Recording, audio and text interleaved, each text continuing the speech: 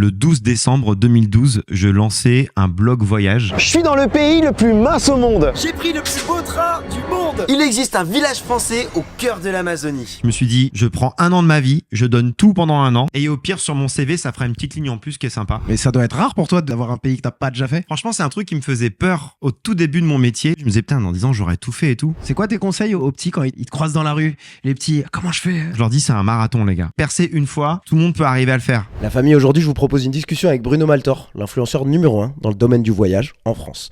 On parle de voyage, sport et culture et business. Plein de choses qui sont passionnantes pour moi. J'espère que ça le sera aussi pour vous. Et voilà, bonne écoute. Tiens, est-ce que je peux savoir ce que t'as mangé ce matin pour mon niveau audio? Alors moi, je prends pas le petit-déj, mais voilà, petite anecdote que je livre en exclu auprès des gens qui ne... Bienvenue dans ce podcast du jeune intermittent. C'est ça. C'est officiel. Vraie histoire, mais comment dire, involontaire. Ah, c'est juste arrivé? Ouais, c'est comme ça. D'accord, il y a rien de santé. Non, je crois pas. T'as appris des conseils santé à travers tes années de voyage? Alors, non. Il y a aucun pays où t'as fait ah ouais, stylé ce qu'ils font. En dehors du fait que les Japonais qui sont très minces ne mangent pas trop sucré, et tu sais, ils font un peu attention à ce genre de dinguerie. J'ai pas trop écouté les conseils des États-Uniens. Ah bon, c'est étonnant. Mais c'est vrai que le jeûne intermittent, moi ça me va, mais il est venu naturellement. Ouais, tu l'as pas choisi. Non, franchement, je l'ai pas choisi. Je comprends. C'est juste que quand j'étais petit, je mangeais des chocs à pic. Un jour, j'ai compris que c'était que du sucre et que c'était pas ouf, même si c'est très bon. On m'a menti, moi aussi, je pensais que c'était vraiment génial. C'était génial, et en fait, pas du tout. Donc, voilà. Pareil. Ouais, terrible. Allez, ça envoie la story. Hop là. Ça envoie la story. J'espère que vous allez bien, ceux qui arrivent dans le live. Hop là, regardez. 3, 2, 1. Mais est-ce que ce serait pas Bonsoir, enchanté. Vasqueman pour les intimes? Vasqueman. Mais Bruno Maltor. Très bonne référence. Pour tout le monde. Je suis avec Bruno à la maison, l'influenceur numéro 1 dans le voyage, s'il vous plaît. On n'est pas là pour être ici. Rejoignez-nous. Voilà, hop là, mettez le live, je vous mets le lien au-dessus. Allez, trop bien. Là, t'es vraiment multifonction, hein. Il fait tout. Mais moi, je te le dis, tiens, on va direct dans le deep. Ah, waouh. Alors, mes parents ont une entreprise, ils sont entrepreneurs, et mes parents ont une entreprise d'agroalimentaire. Donc, agroalimentaire égale beaucoup de mouvements beaucoup de mouvements pour faire des profits. Tu vois, c'est des petits profits sur des. Donc, beaucoup de mouvements égale beaucoup de personnes. Égale beaucoup d'enjeux. Égale. S'il y a un client qui paye pas, s'il y a un ceci, cela, j'ai vu mes parents revenir le soir à la maison, stressés de malade, et je l'ai vu d'une année à l'autre passer d'une entreprise de 50 personnes parce que tout va bien à 12, tu vois. Et je pense que j'ai été inspiré par l'entrepreneuriat, mais traumatisé par les responsabilités. Donc c'est comme ça que je te retrouve avec un Samy comme ça. Voilà, qui fait tout. Parce que vous vous rendez pas compte, mais fait tout pour tout gérer, quoi, tout simplement. Pour le buzz aussi. Ça cadre, ça fait les stories en même temps. C'est beau, c'est beau. Exactement.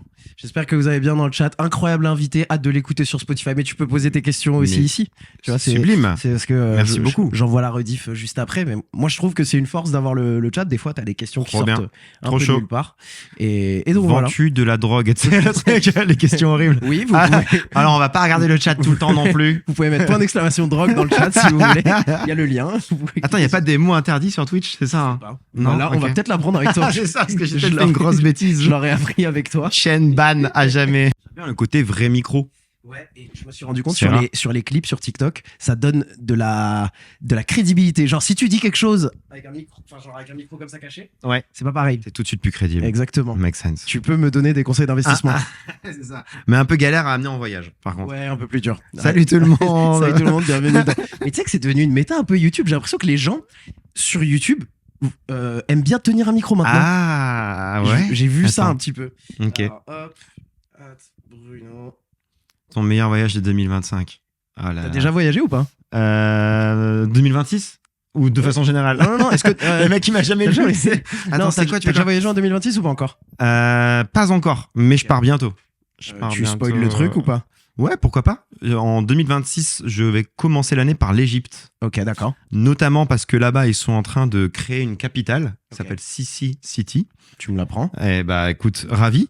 Mais donc du coup, ça va être hyper intéressant de comprendre pourquoi ils créent une capitale, comment ça marche de créer une capitale. Imagine, tu vois, Paris, qu'on a toujours connu comme capitale, n'est plus la capitale. Donc qu'est-ce que ça signifie, par exemple? Comment ils font ça, etc., etc. Et bonsoir Bruno, Samy et les viewers. Salut. Bonsoir à tous. Salut Fardo, j'espère que tu vas bien. Merci d'être mon CM, de écoute, suivre le truc. Je fais et tout moi aussi ici. Et toi aussi, tu fais beaucoup de choses. Donc je vais bientôt en Égypte pour essayer de comprendre un peu comment ça marche, de créer une capitale, etc. Pour évidemment aussi découvrir tout ce qui est pyramide. Enfin, je suis jamais allé en Égypte. T'es déjà allé en Égypte ou pas? Non, non plus. Bah écoute, ça va être hyper intéressant. Mais ça doit être rare pour toi d'avoir un pays que t'as pas déjà fait? Non, franchement, c'est un truc qui me faisait peur au tout début de mon métier, tu sais, de me dire, ça fait depuis 10 ans que je suis blogueur voyage. Au tout début, je me disais, putain, dans 10 ans, j'aurais tout fait et tout. Mais en fait, c'est impossible. Enfin, je suis jamais allé dans tellement d'endroits. Et surtout, par exemple, le Québec. Le Québec en hiver, c'est pas du tout la même chose que le Québec en automne, que tu vois ce que je veux dire. Donc en fait, chaque destination, même si tu y vas une fois, ça veut pas dire que tu la connais, entre guillemets. Ok, d'accord. Donc, mais il y a plein d'endroits où je suis pas encore allé. L'Égypte, je suis jamais allé. Donc ça va être trop bien. Je n'ai entendu que des retours opposés en Égypte. Ouais, soit pareil. on adore. J'ai connu des gens qui sont allés 6 fois en Égypte. Ah oui. Mais par contre, j'ai connu des gens. J'arrête par contre. Laissez-en aux autres. Rentre chez toi, c'est bon. Et j'ai connu des gens qui ont écourté leur voyage tellement ils ont été trop marrants. C'est vrai que ça a l'air hyper intense. Clivant. Un peu comme l'Inde, tu vois. Ouais. L'Inde, t'adores ou tu détestes. Moi, j'ai adoré. Mais je m'attends à effectivement avoir un truc all-in ou pas du tout sur l'Égypte. Donc on verra. Et bah écoute, hâte de voir ça. C'est quand? C'est fin janvier? C'est fin février. Fin février. Ouais. D'accord, trop bien. Bon, je peux dire officiellement, c'est bon. J'ai fait story. C'est bon. J'ai fait les trucs. Tout est lancé. Je commence toujours par dire Bruno. Bienvenue chez moi. Bienvenue chez toi. Et bienvenue sur le podium. Merci beaucoup. On est vraiment chez lui pour les backstage. Ouais, sachez-le. Il y a un running gag dans le chat. Les gens disent toujours t'es dans un manoir, tu fais venir les gens dans ton manoir, Samy. C'est pas vrai. C'est un appartement. Ah, c'est quand même un penthouse. Hein. C'est les mecs qui lancent des gros rumeurs. Qui continuent. C'est ça. J'ai quand même vu une sacrée vue. Les gens dans le chat, j'espère que vous allez bien. Les gens qui nous écoutent en rediffusion, on vous remercie d'être là. Pensez à mettre 5 étoiles sur Spotify comme d'habitude. Et puis on va tranquillement commencer. J'ai une baseline sur podium que je n'applique jamais. Et j'ai envie de penser à l'appliquer cette fois-ci. Vas-y. Ma première question, c'est... En fait, je suis convaincu que le sport est un lien social. Même si t'es pas un grand sportif, ou même si je prends très mal comme question. Non, même si... Non, c'est juste... ça y est, pourquoi la t'es pas baseline sportif? éclatée. Bah, sincèrement, je suis mort. Non, même si quelqu'un n'est pas forcément un grand sportif, on peut tous avoir une première discussion à travers le sport. Et ma question, c'est toi, c'est quoi ton premier lien avec le sport? C'est quoi le premier sport que tu faisais quand t'étais gamin, par exemple? Ah, moi, en vrai, j'ai fait beaucoup de sport quand. Ah, bah, pardon, je parle avec un athlète élite. Pardon. Non, mais alors, anecdote totalement culte. Je viens d'un lieu-dit de 200 habitants, lié à une commune de 2000 personnes, au fin fond de l'Auvergne. Ok. Mon médecin s'appelait Walter Bartoli quand j'étais petit. D'accord. Bartoli, ça te dit quelque chose? Bartoli, c'est un nom qui me dit quelque chose, mais je l'ai pas. Marion Bartoli. Oui, voilà. C'est la joueuse tennis numéro 1 France pendant peut-être 10-15 ans. Mhm. Elle vient de mon village de 2000 habitants. Je faisais du tennis avec elle quand j'étais petit. D'accord. Son père a tout plaqué du jour au lendemain. Ça veut pas dire que j'ai eu un bon niveau. Son père a tout plaqué du jour au lendemain pour pouvoir l'entraîner. Et après, elle est devenue première joueuse monde jeune.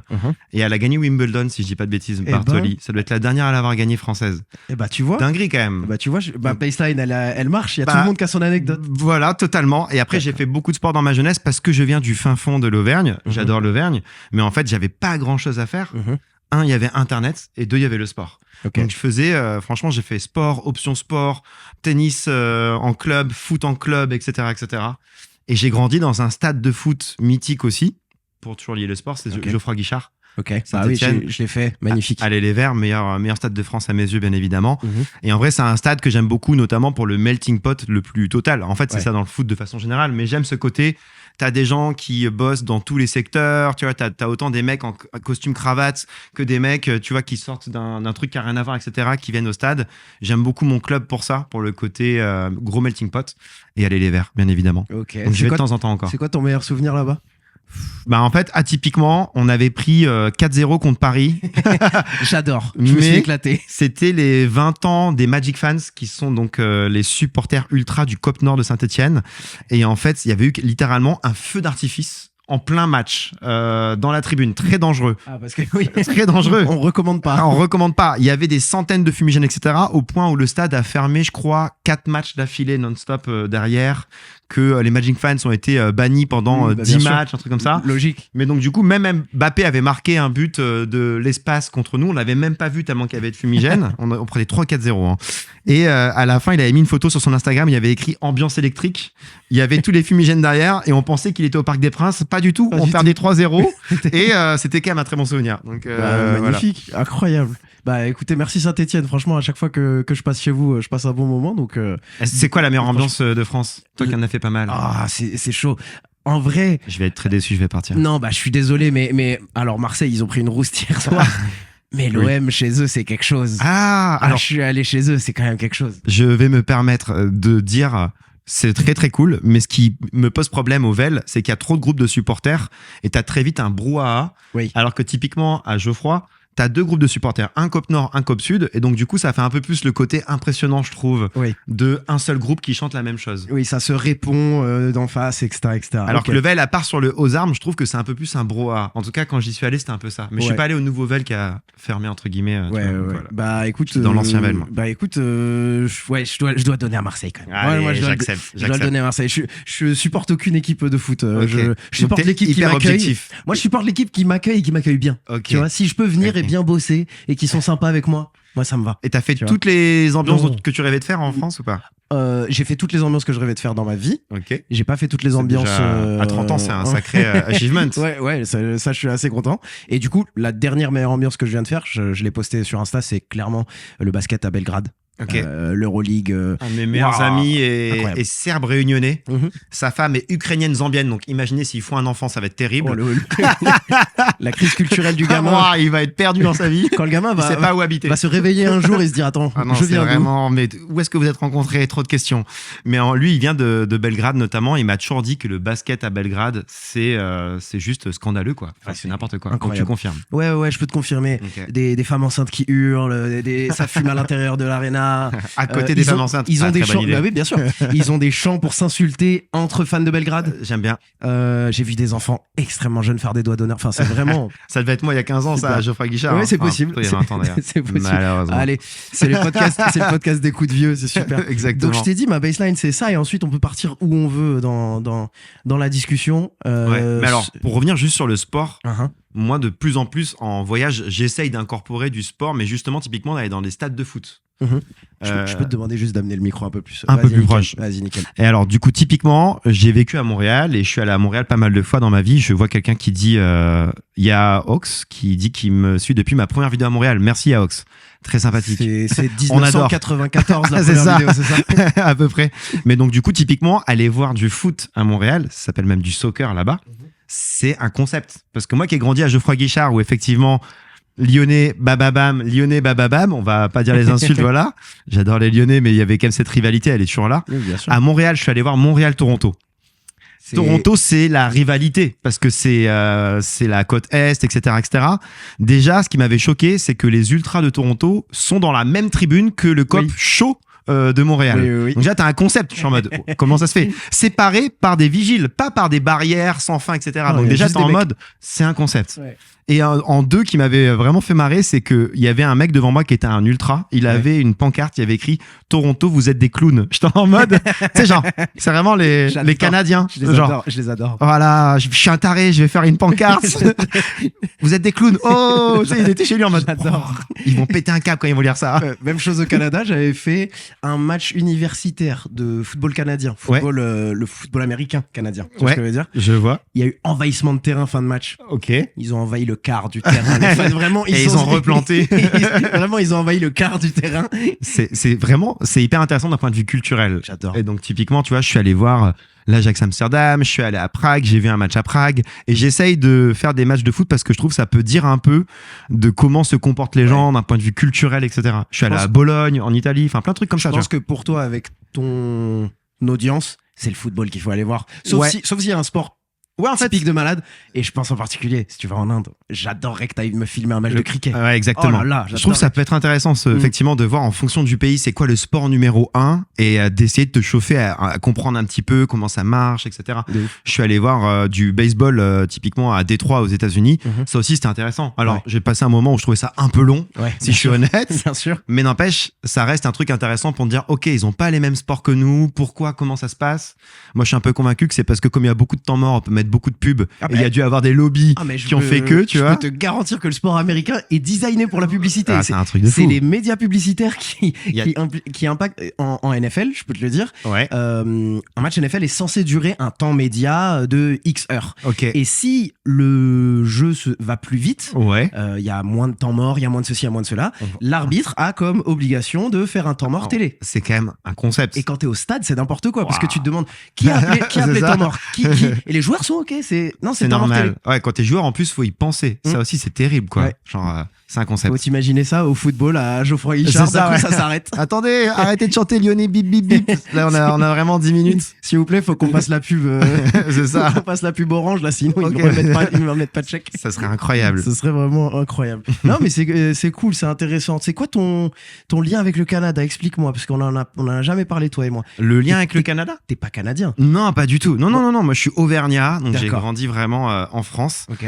Mais j'ai mon premier gros voyage de ma vie avec un pote à moi, c'était à Montréal et au Québec. J'avais 20 ans. Ok. Donc, je distribuais des journaux dans les rues de Lyon parce que j'étais étudiant de BTS là-bas pour gagner un peu d'argent, etc. Et c'est pas un échange universitaire, c'est un Non. voyage t'as organisé C'est un avec ton- voyage avec D'accord. un pote. On avait eu des billets d'avion pour 250 € aller-retour. Magnifique. Tu comprends À pas ce comment moment-là, c'est t'es possible. heureux. Ah bah là, quand t'as 20 ans, c'est chaque euro est Ouais. vraiment très compté. Mhm. Et donc du coup, on est parti là-bas. Je suis sorti du métro à Montréal. J'ai vu une ville en pleine effervescence. On était en mois de juin. Je sais pas si t'es déjà allé à Montréal, mais Je suis né à Montréal, du coup. oh mais incroyable. Et là, c'est la réunion de la culture. là. Voilà, c'est incroyable. Mais donc du coup, Montréal, t'as vraiment le côté.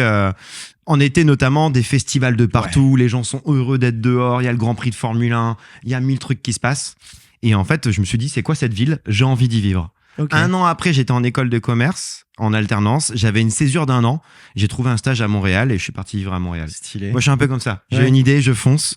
On voit ce que ça donne. Et ça, c'était en 2012. Donc Ouais. ça commence à dater. Donc, tu as vu Montréal l'été, tu t'es dit, je veux vivre là-bas. Ouais. Tu es arrivé quand Je suis quand arrivé t'es en allé- juin, j'ai bien joué mon coup. Ok, ça va, parce que Oui. c'est terrible. L'hiver T'y peut être restes- un peu long. T'y es resté 1 an, c'est ça? Je suis resté, en gros, enfin, je sais pas, j'ai dû faire 2 ans de ma vie à Montréal au total, dans tout, entre les stages, les allers-retours, etc., etc.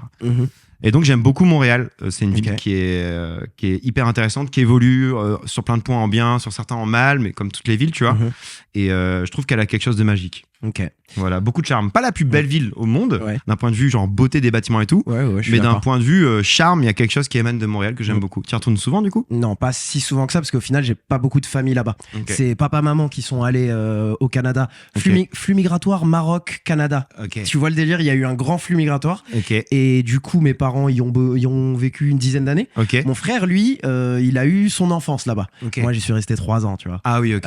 Lui, il a ses photos, quand il était gamin, etc. Ça, c'est pas mal. Moi, j'ai le passeport. Écoute, d'ailleurs, shout out à Vicky de l'ambassade qui m'a appelé ce matin pour me demander de le refaire. J'ai eu un appel, tu sais, ce matin. Attends, mais j'allais te demander du coup, tu as le passeport canadien, t'es officiellement. Il fait c'est plaisir. stylé. Il fait c'est stylé. plaisir. Ah, il est Quand cool. je vais aux États-Unis, il me pose pas trop de questions et tout ça, c'est cool. Pas Sympa. des stars. C'est un des seuls maintenant, c'est Ouais, bien. ouais, ça, c'est un des seuls qui rare. a pas de questions aux US. Exactement. Ça, c'est assez rare. Non, donc, ouais, mais les Français ont vraiment un love-hate relationship avec Montréal parce que Ah ouais? il y en a beaucoup qui y vont, il y en a peu qui y restent à long terme, je trouve. C'est vrai. Mais parce qu'en fait, je pense que c'est pas une question que de Montréal. Je pense qu'il y a beaucoup de gens qui aiment partir dans leur vingtaine, comme je l'ai fait. Hein. Moi, j'ai vécu à Prague, j'ai vécu à Budapest, à Lisbonne, j'ai vécu à Montréal, dans plein d'endroits. Mais il y a un moment où tu as envie de retourner, assez souvent, mine de rien, aux racines. Et retourner là où tu as grandi, là où ton pays, où tu te sens un peu mieux, etc. Moi, ça m'est arrivé quand j'étais à Lisbonne en 2019. J'adorais Lisbonne. Mais bon, je voyageais énormément à l'époque, encore plus qu'aujourd'hui. Ouais.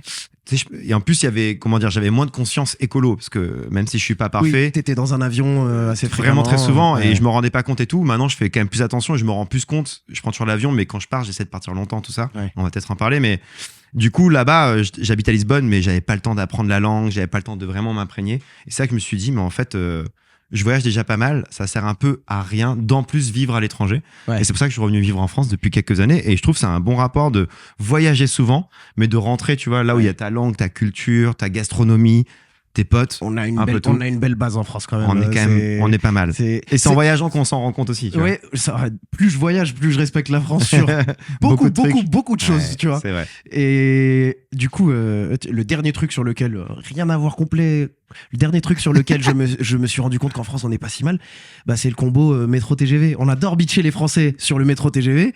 Toi qui as beaucoup voyagé, Donne-moi ta perspective. Sur le train et tout, tu veux dire? Le train en général dans tout le pays. Mais en fait, de façon générale, nous, on a la chance d'avoir le TGV, ce que je pense 90% des pays du monde n'ont pas, tu vois. Exactement. Donc, à partir de ce constat-là, tu vas aux États-Unis, t'oublies le TGV. Ouais, tu vas dans train, beaucoup d'endroits, même le Canada, t'oublies le TGV. J'ai traversé le Canada en train, j'ai traversé une partie du Canada en train de Toronto à Vancouver. Ça m'a pris 100 heures. La vidéo est magnifique, c'est beau, hein, c'est beau. C'est un train qui est fait exprès, tu prends le temps. Mais ça te montre à quel point genre, ils sont en retard sur ce sujet-là. Mais après aussi, c'est parce que c'est un pays immense, avec beaucoup moins de monde. Il n'y a que 40 millions d'habitants au Canada pour 10 millions de kilomètres carrés de superficie. Donc c'est vraiment très très grand.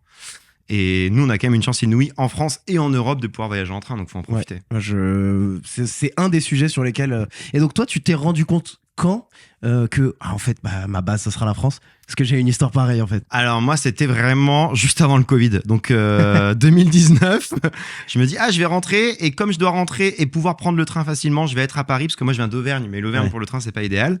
Et là, bonne idée, du coup. Je m'installe à Paris dans un petit appart parisien. Covid, fin de l'histoire. Merci, au revoir. En fait... J'enlève ma chemise, c'est trop chaud ici.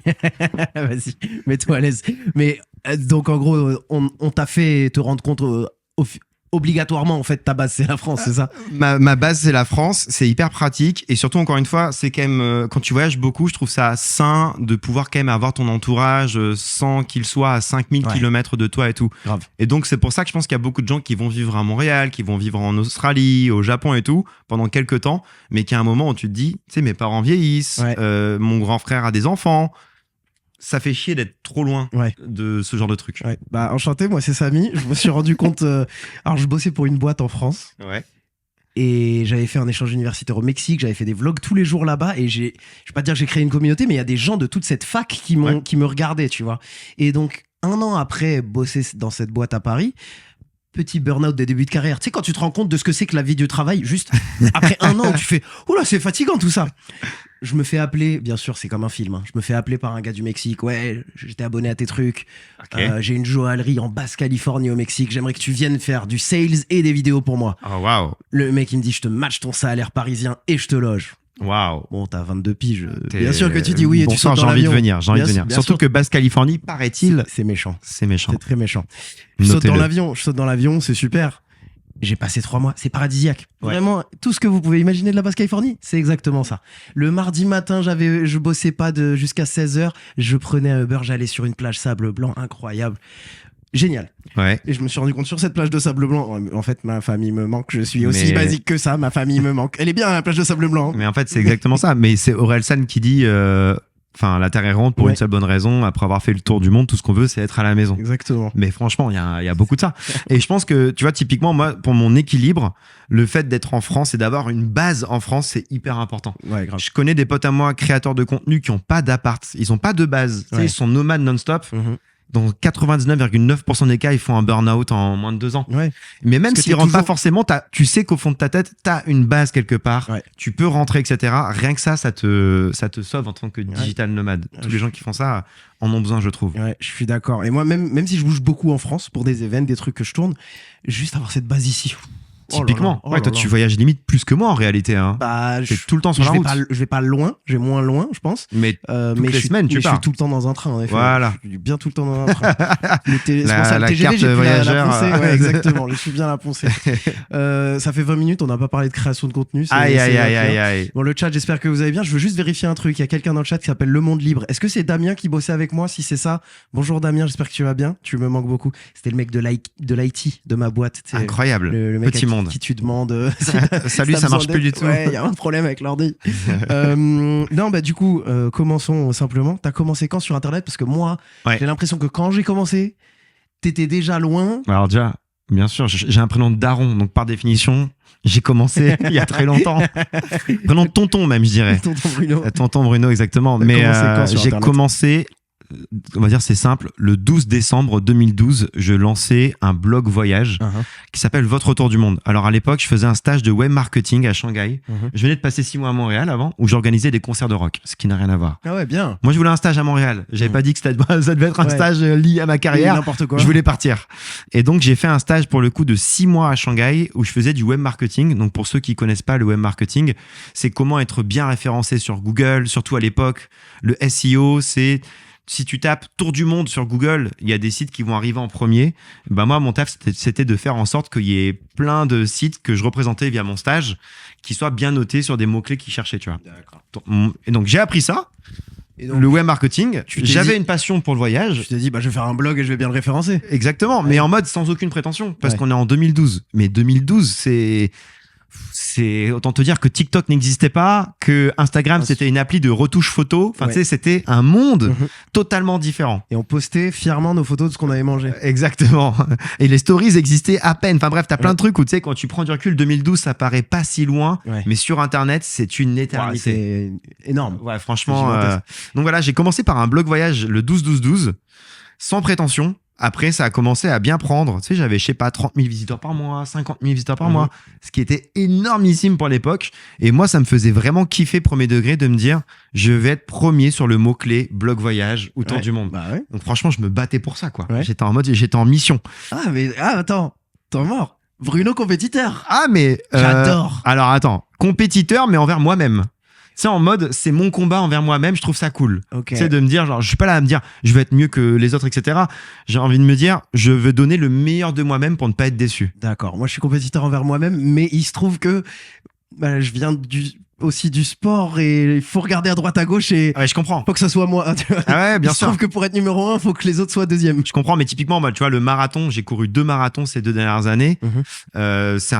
Typiquement, c'est bien parce que je trouve que c'est un combat contre Oui, soi-même. c'est clairement Et soi-même. il n'y a pas trop de sujets. Enfin, jamais je vais battre Dorian Louvet, Oui, oui, oui. qui a fait ses 7 marathons majeurs en moins de 2h30 Il chacun en en fait moyenne. encore un là actuellement là. Par la fatigue. Dorian laisse-en aux autres. Mais oui, donne des kilomètres aux autres. un peu.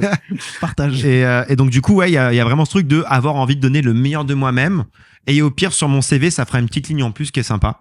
Mais c'est exactement comme ça que je me disais. Et J'ai moi, lancé YouTube en me disant, au pire, je peux choper des stages avec l'expérience. Mais exactement. Et alors, pour dire à l'audience qui nous regarde, genre, il y avait donc cette petite ligne sur mon CV, mais il y avait aussi des stages que j'avais déjà fait à Montréal, à Shanghai, en Allemagne, etc. Et en entretien d'embauche, il te parlait que de ça. J'étais en entretien d'embauche chez TF1, pas une petite start-up Oui, quand oui. même, qui pourrait être plus intéressée par le groupe Casino dans lequel j'avais bossé. Tu vois, Mhm. une grosse structure, grosse boîte, Casino, Monoprix, tout ça.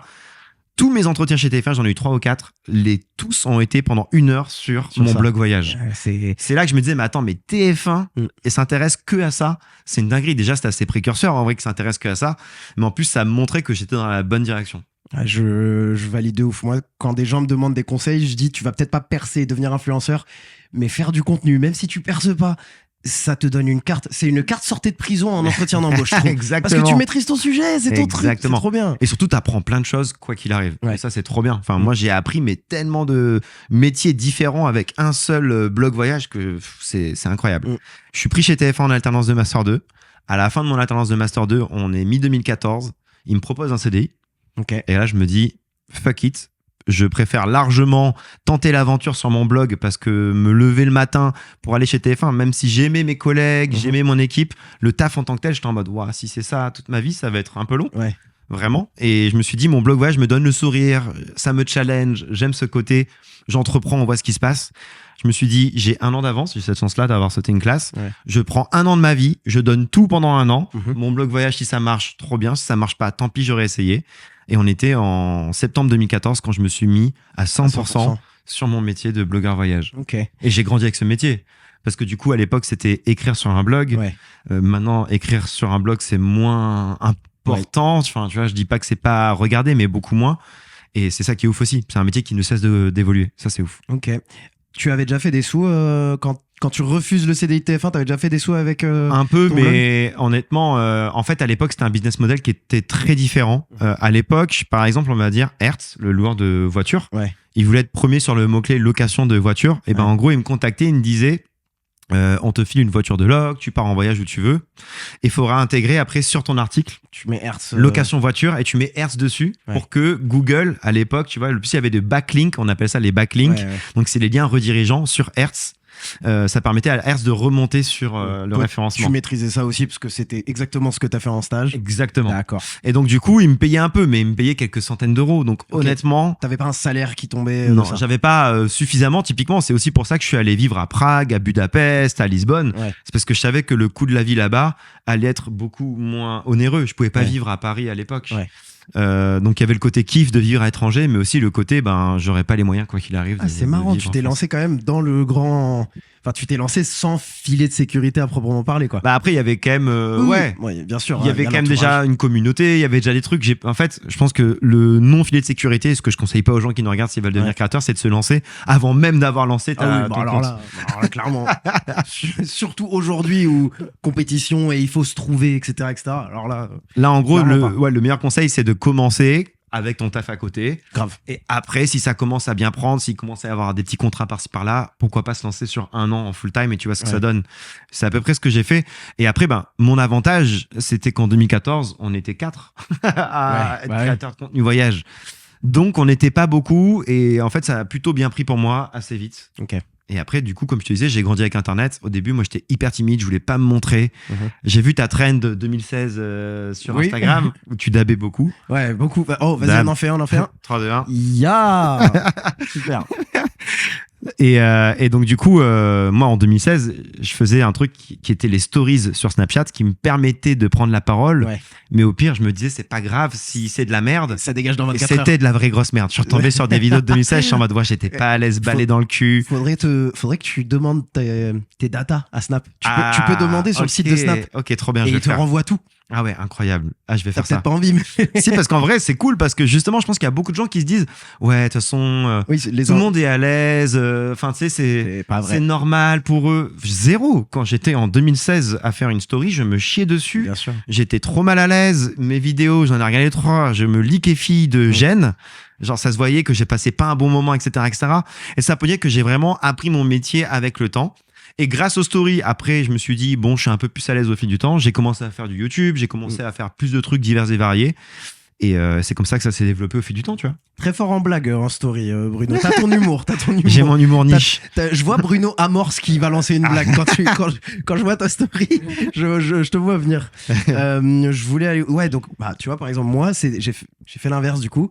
J'avais mon job. Ouais. Je prenais des clients en freelance pour de la vidéo qui n'avaient rien à voir avec l'influence. Ok. Et je faisais mes vidéos sur Internet. Ok. Et du coup, c'était 3 silos. Je suis passé de, ok, est-ce que je peux me faire un salaire avec le freelance? Oui, ok, je quitte le CDI. Est-ce que je peux me faire un salaire avec l'influence? Et ça a été un process qui a pris 2-3 ans, tu vois. Oui, ça. Petite pause dans le podcast, après je te laisse repartir avec Bruno. Si t'es encore là, ça fait 30 minutes que t'écoutes, donc forcément t'es en train de kiffer. Ce que je te demande, c'est penser à t'abonner, penser à mettre 5 étoiles sur Spotify. Je vois qu'il y a 80% des gens qui écoutent Podium qui sont pas abonnés. Donc s'il vous plaît, faites-moi plaisir. C'est la seule manière de faire grandir ce podcast, c'est de cliquer sur s'abonner, mettre les 5 étoiles et partager ça avec du monde. Donc j'espère que le reste de l'épisode va vous plaire. Et en attendant, donnez-moi un peu de force. C'est comme ça qu'on pourra devenir peut-être le plus grand podcast du monde, en fait. Je pense qu'il faut que les gens se rendent compte de ça. C'est beaucoup de temps de taf avant d'espérer toucher 1 euro de l'influence, de ce qu'on appelle l'influence aujourd'hui, etc. Moi, je pense qu'il faut 2 à 3 ans de taf non-stop, genre quotidien, parce qu'il faut, moi, encore aujourd'hui, ça fait 10 ans que c'est mon métier, mais c'est aussi ma passion. Donc, l'envers du décor, c'est que je bosse, honnêtement, quasiment 7 sur 7. Il faut se rendre compte de ça. Il n'y a pas de secret. Même si tu recrutes des gens, même si tu t'entoures, etc., franchement, tu bosses quand même 7 sur 7. Tu bosses quand même quasiment 7 sur 7.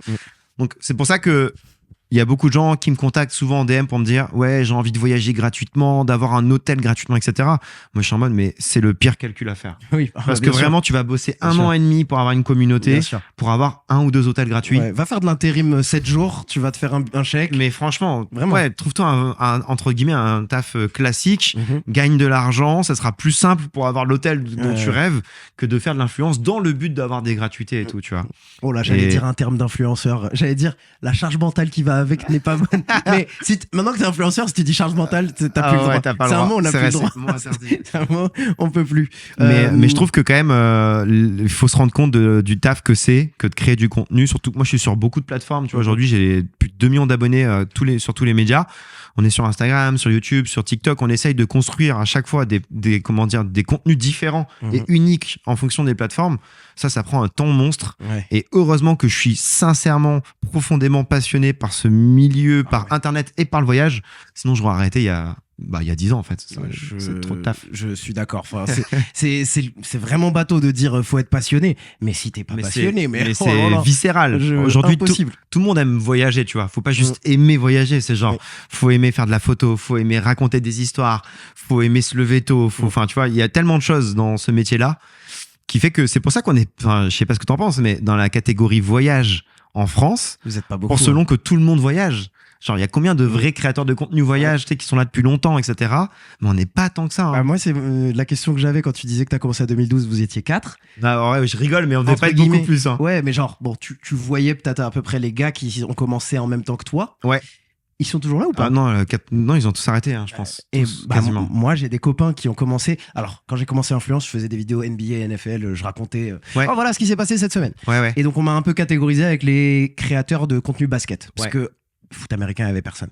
Mhm. Et du coup, même dans mon groupe de créateurs de contenu basket, parmi mes potes qui ont tous réussi, donc on était à peu près 5-6, c'est tellement dur de se renouveler de ceci, de cela. On est 5-6, il y en a vraiment 3 qui sont encore à fond dedans. Et même moi, j'ai changé complètement de DA, tu vois, j'ai complètement changé d'édito. Mais c'est aussi la magie de ce qu'on fait, c'est que nous-mêmes, on grandit, on évolue. Et moi, les histoires que je raconte aujourd'hui, mes voyages, comment je les partage, c'est pas du tout la même chose que comment je les partageais il y a 10 ans. Ouais. Il y a 10 ans, quand je voyageais, c'était entre guillemets uniquement pour des beaux paysages. Des beaux plans. Aujourd'hui, des les beaux paysages et les beaux plans, je dis pas que je m'en fous, mais ma question, c'est quelle histoire je vais raconter aux gens. Ouais. Typiquement, quand je vais aller en Égypte en février, c'est pour voir cette fameuse capitale, parce que c'est un truc qui m'intéresse de ouf. Mhm. Pourquoi un pays comme l'Égypte crée une nouvelle capitale? Comment ça marche de créer une nouvelle capitale? C'est en mode un matin, un mec un peu taré se dit je vais créer une capitale, ou est-ce que c'est lié à un enjeu écolo? J'en sais rien, tu vois, écologique, nanana. Mhm. Donc moi, c'est ce que je fais de plus en plus, c'est de me poser des questions et de me dire putain, si je me pose la question, il y a peut-être d'autres gens qui se posent la question, je vais répondre à ce sujet pour tout le monde. Franchement, j'ai hâte de voir cette vidéo. J'ai hâte Ouais, de voir affaire à cette suivre. vidéo. Je pense que ça va être pas mal. Je repense à Samy dans sa douche ce matin qui se disait, tu sais, je me disais, alors le business va bien, tout se passe bien, Ouais. mais par contre, hey, il faut pas que je m'ennuie. C'est impossible. Ok. Et donc, bien sûr, toi, ça fait 10 ans aussi. Ouais. Il y a eu un moment où tu t'es peut-être un peu plus ennuyé. C'était peut-être le moment où tu as dû changer de. Qu'est-ce que t'appelles ennuyer exactement? Bah, en tout cas, le format que je fais actuellement, Ah ouais. que des marques aiment bien, me commandent, Ouais. qui marche un peu sur les réseaux. Ouais. Il faut pas que demain je me réveille et que je sois en mode pas envie de le faire. Ah ouais, je comprends. Moi, franchement, ça fait 10 ans que je fais ce métier et comment dire, ce qui m'a toujours donné envie de continuer, c'est que globalement, je me lève le matin avec le sourire. Ouais. Ce qui peut m'épuiser, c'est justement de parfois être trop sur la route. Et tu vois, là, par exemple, en fin d'année dernière, j'ai passé 1 mois en Amérique du Nord. J'ai fait le marathon de New York. Et tout ça inclut aussi le fait que tous les jours, je me levais à 6h du mat et je me couchais à 22-23h pour mes Pour le taf. vidéos, Ouais. pour créer du contenu du lundi au dimanche globalement. Je suis rentré 2 semaines et après je suis parti 1 mois en Nouvelle-Calédonie et en Australie. Donc du coup, j'ai même pas eu le temps de me poser. De te remettre de ton marathon, parce Et que les gens qui finissent un en plus marathon, de ça- les gens normaux, Ouais. ils marchent pas bien, Ah ouais. ils sont défoncés. après un Exactement. marathon. Donc en plus de ça, tu rajoutes le côté marathon où quand même ça fatigue, tu sais, Mhm. de faire une prépa, etc., etc.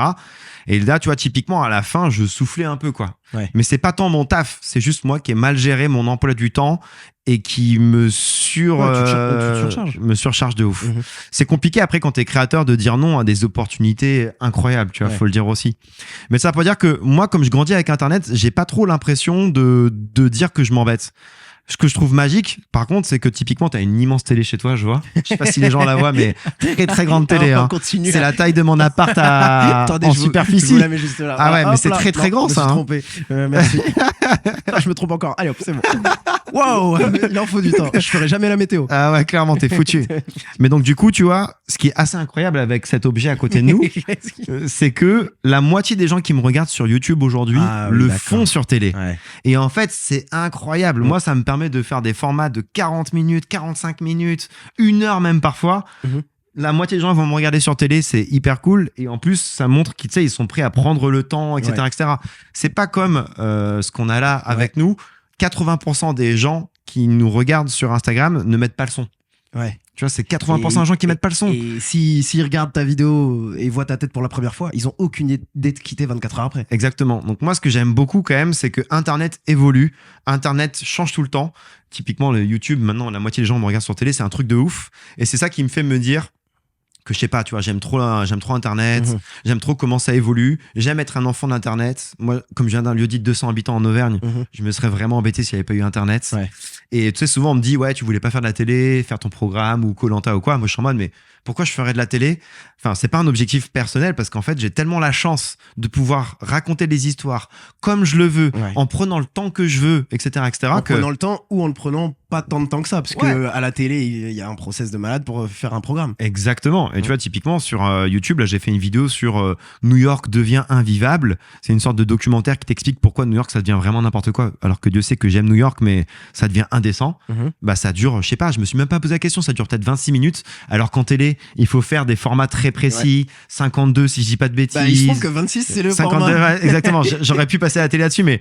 Parce qu'en fait, pareil, c'est des histoires de pub, voilà. Mais donc, du coup, je trouve ça magique que sur Internet, si tu veux faire 42 minutes, tu fais 42. Si tu veux faire 41, tu fais 41. Et au final, on nous regarde maintenant sur télé. Donc, à quoi bon penser à aller sur la télé alors que les gens me regardent sur télé et que je peux vraiment raconter comme je veux mes histoires avec la façon de raconter mes histoires, etc. Je trouve que c'est un autre univers, hein, mais un Inox qui fait son documentaire.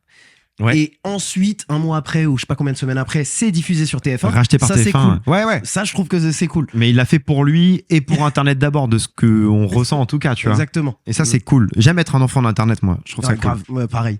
Et moi, j'aime même si c'est une vidéo verticale, j'aime que tu sentes que t'as l'ADN d'un youtubeur. Le mec qui a produit ça, c'est un mec de YouTube. Ouais, je trouve ça J'adore cool ça. aussi. Moi, j'aime grandir avec YouTube. YouTube, c'est ma plateforme préférée depuis quelques années, honnêtement. Bon, en vrai, c'est ma plateforme préférée. Depuis En le début, consommation comme en production, c'est quand même beaucoup plus cool. Et je trouve ça un peu plus noble, tu vois, de créer du format YouTube. D'autant plus qu'encore une fois, on nous consomme de plus en plus sur télé. Ça donne un truc beaucoup plus, je sais pas, agréable de te dire, on va nous regarder, poser sur le canapé, on va prendre le temps. Bah, je pense que l'entonnoir d'engagement avec le viewer, c'est YouTube qui est en haut, mais je mettrais encore plus en haut les live Twitch. Les streamers qui réussissent à faire venir une audience. Ouais. Et parce qu'il y a l'engagement, tu vois, il y a le message, il y a l'échange. Ouais. Je pense que c'est le next level. Aujourd'hui, tu vois un peu aux États-Unis les Speed et Kai Cenat. Ouais. L'engagement, Speed, c'est énorme. l'engagement envers l'artiste, envers le créateur, je trouve que c'est les streamers qui ont passé le next level. Je pense qu'aujourd'hui, pour être giga mainstream, tu dois avoir au moins un moment où tu streams. Ok, ça c'est fou. Je pense honnêtement. Mais c'est très compliqué de streamer en voyage, non? Ouais. Il y en a un qui le fait, Papsan. Papsan, c'est un peu un des seuls, non? C'est un des seuls et c'est en franco, je veux dire. Et c'est alors bon, il y a plein de gars qui le font, mais quand on pense à ça, oui, il y a Papsan. Ouais. Et le format et lui, il a voyage plus la photo qui va avec. Et la photo déclenche quoi? Déclenche une rencontre. Ouais. Et donc en fait, pour Twitch, c'est génial parce que il y a toujours quelque chose qui se passe. Si toi tu te mets à streamer mais que t'es pas photographe et que tu vas streamer et juste montrer des beaux endroits, est-ce qu'il y a quelque chose qui se passe toutes les 5 minutes? Je sais pas. Non, et ça c'est difficile. Ouais, c'est clair. Tu vois? Ouais, je comprends. Mais le live IRL de quelqu'un qui crée de la rencontre, c'est un peu lié au FOMO, j'imagine, non? Le fear of missing out pour les gens. Faut être là live, tout ça, pour poser les questions, etc. C'est un niveau d'engagement qui est assez ouf, quoi. Donc et là récemment, c'était quoi? C'était Speed qui arrive à la finale de la CAN. Ouais. Tu veux être là live pour voir quelle dinguerie il va faire. C'est fait confondre avec Thibaut Inchep, il n'y a pas cette histoire. Je sais pas c'était quelle télé qui a fait ça. C'est des Français en tout cas. Ah oui, francophone. Non mais totalement. Je veux aller vers où? Allons-y en tout cas. Il y a combien de gens derrière Bruno Maltor? Il y a combien de gens derrière Bruno Maltor? Alors, il y a des freelances et il y a des gens qui bossent pour moi, en full time. Et on va dire que j'ai 2 personnes en full time aujourd'hui. Depuis pas longtemps, on est 3. Un journaliste, qui s'appelle Vincent, qui a bossé pour Gaspard G, pour Simon Pouèche, etc. D'accord. Donc la trempe YouTube, quoi. Voilà, exactement. Il bosse 4 jours semaine pour moi, donc voilà.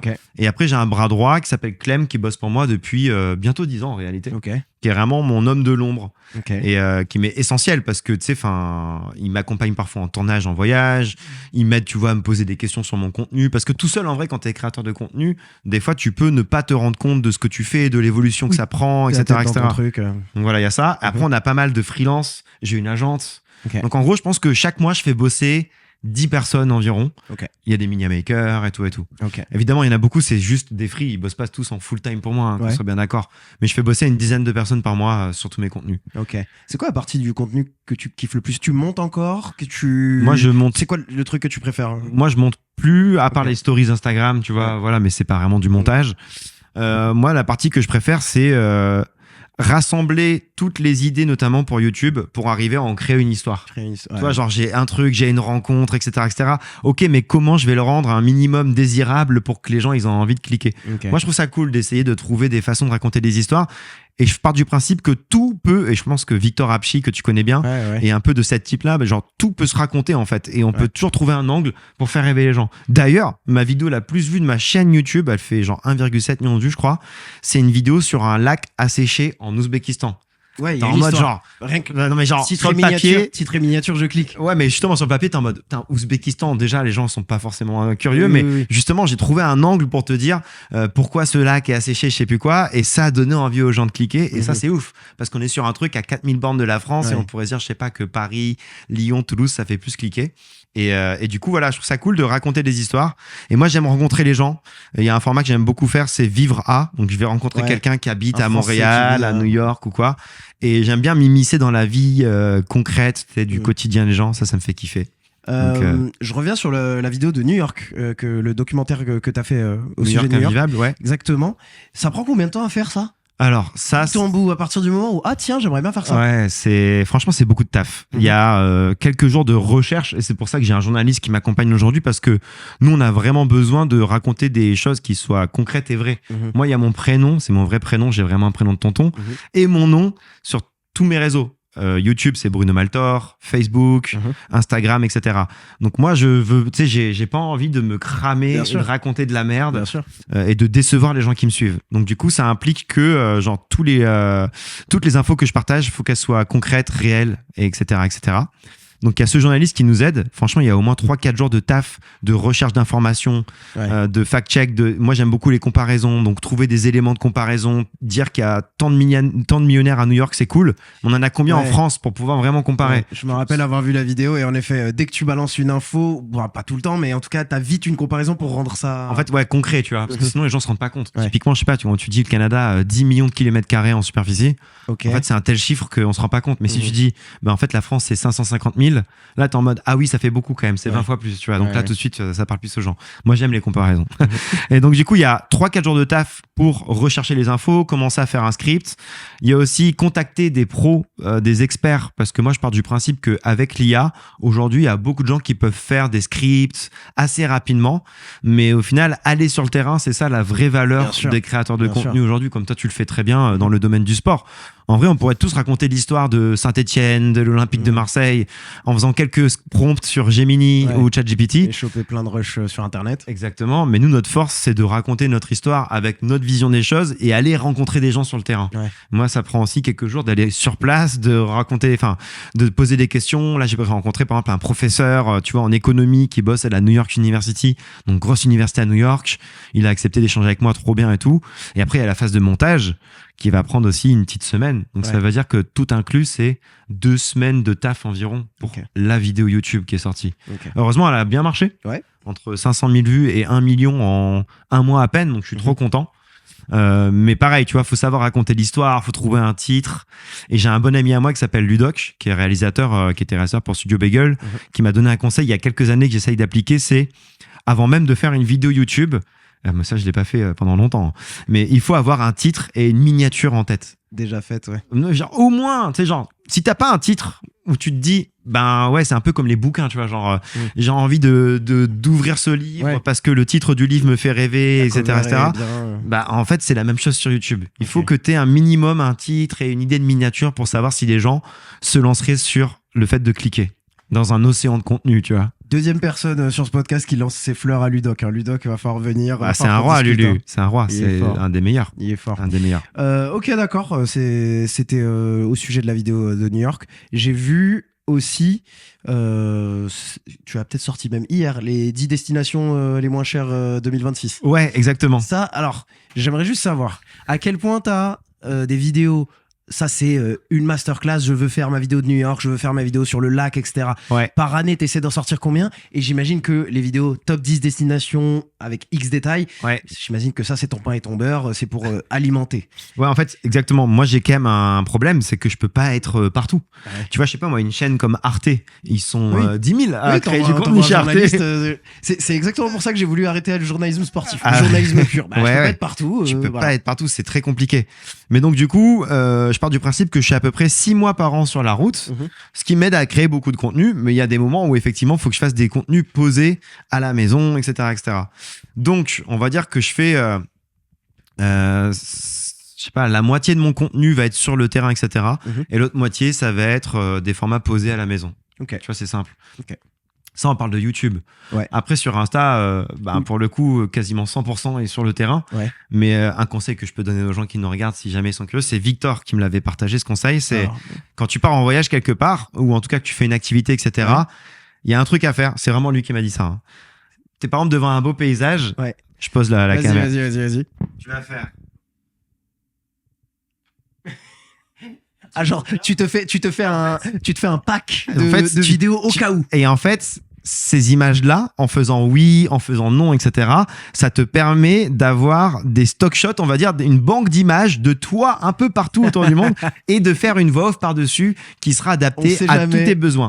Par exemple, au Japon, j'ai fait ça, peut-être que je peux faire une vidéo dans 2 ans si le cours du yen explose, etc., pour dire que le Japon, c'est plus un bon plan et qu'il faut plus y aller. Ok. Et en fait, ça, c'est hyper cool. Donc, sur Instagram, ça me permet de faire du contenu quoi qu'il arrive tout le temps. Sur YouTube, c'est un peu plus compliqué, je trouve. Oui. Mais sur Insta, en vrai, tous mes contenus, quasiment, c'est du voyage, quoi. D'accord, donc vous pouvez imaginer dans le disque dur de Bruno, il y a visage non, Oui, c'est visage ça. non Japon, visage non Arménie, visage non. Et en vrai, c'est hyper, si vous voulez créer du contenu, c'est un vrai bon conseil. C'est genre, au moins, ça te permet d'avoir plein d'images de toi un peu partout autour du monde.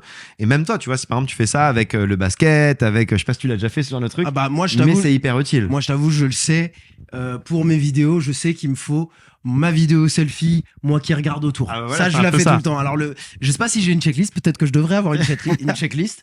C'est possible, je devrais avoir une checklist. Mais je prends, c'est quoi, je prends, ça Bah, se trouve. Honnêtement, c'est vrai que c'est Vito qui m'avait partagé ce conseil et depuis que je le fais, je trouve ça déstresse même parce que tu te dis j'ai des images de partout et au moins ça prouve que t'es allé sur place, que tu sais c'est genre t'es un humain concret qui t'es déplacé et je trouve ça cool à une époque où il y a beaucoup d'images, tu sais, soit d'IA, soit de stock shots que tu peux trouver un peu partout sur internet. Les Ouais. stock shots, c'est des images, tu vois, de Paris, de Lyon, faites par beaucoup de gens, quoi. Donc tu me dis que parmi tes vidéos, il y a presque tout que tu filmes toi-même. Quand je pars en voyage, Ouais. en général, on est 2. Ok. C'est pas énorme. Toi et ton bras droit dont tu m'as parlé, c'est ça? Souvent, ouais. Après, Ok. il peut y avoir un autre cadreur qui m'accompagne, etc. S'il y a du YouTube, on est 2. Parce que moi, je fais des vidéos d'une demi-heure parfois sur YouTube. Tu peux pas te faire ça seul. Ouais. À titre de comparaison, j'ai bossé avec Jamy de C'est pas sorcier, qui a une chaîne YouTube aussi qui s'appelle Épicurieux. Jamy, on a fait 2-3 vidéos ensemble pour sa chaîne à lui. À chaque fois, on est 7 ou 8. Ouais, mais lui, c'est quelqu'un qui vient de la télé, donc j'imagine qu'il fait venir une prod. Exactement. Mais du coup, tout de suite, moi, je trouve que c'est un autre taf, quoi. Ouais. Parce qu'en fait, il y a toujours Jean-Michel qui a pas fini son Ah, café. bien sûr. Rien que booker un Uber, on est plus que 4, il en faut 2. Ça y est, ça C'est y est. compliqué, Ça- il y a des galères. Et moi, je trouve que le fait d'être 2, alors parfois, franchement, ça mériterait d'être un peu plus pour vraiment bien faire les choses parce que moi, je me retrouve à envoyer le drone, à devoir faire un truc, à faire nanana. C'est pas toujours évident. Mais en vrai, au moins, t'es agile et au moins aussi, quand tu rencontres des gens, quand il y a des interviews et tout, ça fait aussi un truc un peu plus chill Ouais, et un peu bien moins sûr. impressionnant que tu vois une vidéo où tout de suite t'arrives à 7 avec un mec qui a une perche Ouais. pour le son, un mec qui fait que du drone, un mec qui fait que la caméra et je trouve que ouais c'est pas mal de ça jouer comme ça. Donc Ouais. 2, on est bien, on est discret, on fait bien les choses et ça suffit. Ok. Ouais, non, moi j'aime bien l'agilité qu'on a. J'ai un copain, Léo Sartel, avec qui on va, quand on va aux States pour du foot américain. Voilà, on est 2. Et bon, on pourrait être 3, mais voilà, 2 suffisent. On fait ça quand même très bien.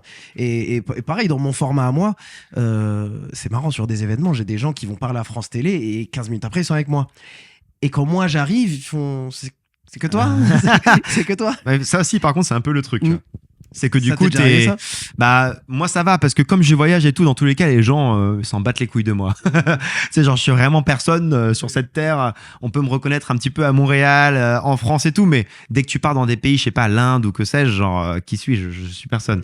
Mais c'est vrai que quand même, le monde, on va dire, du journalisme, et des fois, j'ai fait des interviews de gens de ministères ou quoi. T'arrives seul, tout de suite, on te regarde un peu de ah mais ah la merde, il est tout seul. Mais moi j'adore ça parce que regarde-moi comme ça et je sais que ces mêmes personnes en général regardent le produit fini sont en mode oh c'est bien mieux que le sujet télé que j'ai fait. Exactement. Moi j'aime beaucoup aussi ce côté-là. Mais j'adore ce truc. Et j'aime le fait qu'on puisse faire beaucoup de choses aujourd'hui avec simplement un smartphone. Tu vois, c'est magique. Ouais. Je voulais parler technologie vite fait parce que t'as connu l'âge de pierre. Oh là là là là. Non, t'as dit drone et en fait c'est un sujet qui m'a jamais touché, j'ai jamais eu de drone. Ok. Mais donc toi, t'as commencé le contenu YouTube il y a un moment. C'est quoi l'innovation technologique qui t'a vraiment fait oh, c'est confortable? Ah, mais il y en a deux, donc du coup. Vas-y, c'est quoi les trucs qui t'ont Moi, changé ta vie? j'avais les drones à une époque où il me fallait un sac à dos dédié pour prendre mon drone. C'était celui, le blanc, Phantom là, 3 Pro. Le blanc, DJI Phantom 3 Pro. Gigantesque. Un énorme bloc. Le faire passer dans des aéroports, ça a dû être des trucs. Donc, pour te dire, moi, j'étais allé en Nouvelle-Calédonie il y a 10 ans.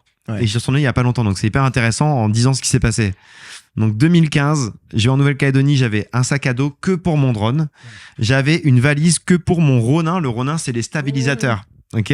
Le Ronin, pareil, c'était une valise dédiée. C'était une case comme ça, énormissime. Là, j'ai le dernier. Je le sors jamais parce que je le trouve trop grand. Mais alors, ceux qui sortaient au tout début, c'était comme ça qu'il fallait. C'était comme ça. C'était vraiment, c'était hyper lourd. Donc j'avais ce drone, j'avais ça, et après j'avais un énorme appareil photo aussi parce qu'il n'y avait pas encore vraiment ce qu'on appelle les hybrides aujourd'hui, ce qui nous filme actuellement et qui est hyper léger, etc. 10 ans plus tard, mon drone, il fait à peu près cette taille, il se déplie, il fait moins de 250 grammes. c'est trop bien. Mon stabilisateur, quand je le prends, il tient que sur une seule branche, tu vois. Et genre mon boîtier, il fait 1 kilo de moins que mon hybride de mon réflexe à l'époque. Donc en fait, tout s'est révolutionné. Mais le drone en particulier, le fait que ça fasse moins de 250 grammes, que ça rentre dans ta poche, etc., c'est vraiment incroyable. Ouais. Et ça, encore une fois, ça s'est passé en 10 ans. Et puis même le prix du matos. Aujourd'hui, franchement, Aujourd'hui, honnêtement, ton drone de 249 grammes, voilà, il a 500 balles ou 600 balles, je crois. Un truc comme, les gens se rendent pas compte, c'était du 2000 balles. Minimum. Avant. Le ticket d'entrée, c'était énorme. C'était sans fin. Moi, s'il y a un truc qui me fera arrêter ce métier, c'est le sac à dos de matos qui est trop lourd. Bah, je suis bien content de vivre quand même dans notre génération. Ah ouais, bah là. Parce qu'on s'en sort quand même bien. Bah 2016, t'aurais pas kiffé du coup. Hein. Ah non, 2016. Mais c'est pour ça, honnêtement, le drone, il est tout petit aujourd'hui. J'ai quand même la flemme. Ah ouais. Oh, j'ai quand même la flemme du drone. Ah, moi, j'aime la beauté quand même. Ouais, je comprends. Ça fait un peu aéré et tout. Mais bon, toi, t'es souvent en ville aussi quand même pour tes reportages, non? Ouais. Donc en ville, c'est vite l'enfer. C'est vite en compliqué. ville ou sur des événements sportifs, C'est vraiment le pire truc pour envoyer un drone. Tu te fais abattre. La prod te tue. Ah oui, c'est vraiment, c'est fini. Fin de carrière. Première fois que j'ai fait Roland Garros, j'ai vraiment demandé au mec de la prod. Je peux, tu sais, mais genre je savais vraiment c'était quoi ça. L'indécence. On parle du mec qui gère pour France Télé. Il y a Netflix à ce moment-là qui faisait le documentaire. Et I have a question. Je peux. Il avait même set up le truc et tout. Allez, vraiment, il s'est dit, mais d'où il sort? Il m'a dit, mais va jouer plus loin, toi. C'est ça, allez, gamin. Casse-toi. Ça se passera pas comme ça. On a quand même de la chance de vivre aujourd'hui. Pour la création de contenu, ça n'a jamais été si simple. Et en vrai, même les smartphones. Ouais. Un smartphone, il y a 10 piges, les images, c'était quand même pixelisé. Dès que tu étais en basse lumière, c'était bruyant, dégueulasse, etc. Là, maintenant, franchement, tu peux même faire des images YouTube, etc. que avec ton iPhone ou que avec ton Android, franchement. Mais quand on filmait avec cet iPhone 4, on trouvait ça génial quand même. Hein. C'est clair. Je sais pas si on pouvait filmer avec le 4. Mais là, il y a un plateau quand même, je trouve, depuis quelques années où ça devient un peu plus... genre, c'est tellement parfait déjà que c'est compliqué d'aller au-dessus, quoi. J'avais entendu, je crois que c'était le CEO de Instagram qui avait posté. On a des caméras maintenant de malades qui font des images de malades, mais... à quoi bon maintenant qu'avec une IA, tu peux vraiment tout recréer? Mais c'est vrai. C'est vrai que t'es un producteur de caméra aujourd'hui. Il y a un vrai truc de te dire oula, je fais quoi en fait? Où est-ce qu'on va? Il est où mon business en fait maintenant? C'est clair. Mais d'ailleurs, moi je trouve que, tu vois, moi j'ai vraiment, à une époque de 2017 à 2020, quand j'étais en voyage, moi je suis un amoureux de... attends, c'est quoi déjà le terme? C'est orcalophile, je crois. C'est les gens qui aiment les levées de soleil et les couchers de soleil. Ah d'accord. Vérifiez cette information en ligne. Orcalophile, je crois. Ok. Le mec sort des mots comme ça. Je ressors avec 6 mots, 6 mots de vocabulaire de plus après. Vérifiez tout de même, dites-nous dans le chat si ça existe vraiment. Les fact-checkers, on vous attend. Exactement. Mais donc du coup... j'aime beaucoup les levées de soleil et les couchers de soleil pour faire des belles images. Et donc, à une époque, je me levais vraiment à 5h du mat, peu importe où, en me disant, s'il y a un beau lever de soleil, je vais faire une image trop belle, etc., etc. Aujourd'hui, c'est beaucoup moins important pour moi, même si j'aime toujours autant les levées de soleil et les couchers de soleil, parce qu'en fait, je sais que c'est plus la beauté de l'image qui va compter, plus que en tout cas, mais surtout ce que tu vas raconter et apporter en plus-value aux gens. À une époque, notamment Instagram, parce que moi, je suis aussi un enfant d'Instagram quand même, tu vois, j'ai 830 000 abonnés sur Instagram, un truc comme ça, donc vraiment, ça fait longtemps que je suis dessus. Et vraiment, à une époque, c'était photo lever de soleil ou photo coucher de soleil, et je ne jurais que par ça. Ouais. Maintenant, tu sais que tu vas faire ton quota de likes, ton quota de stats.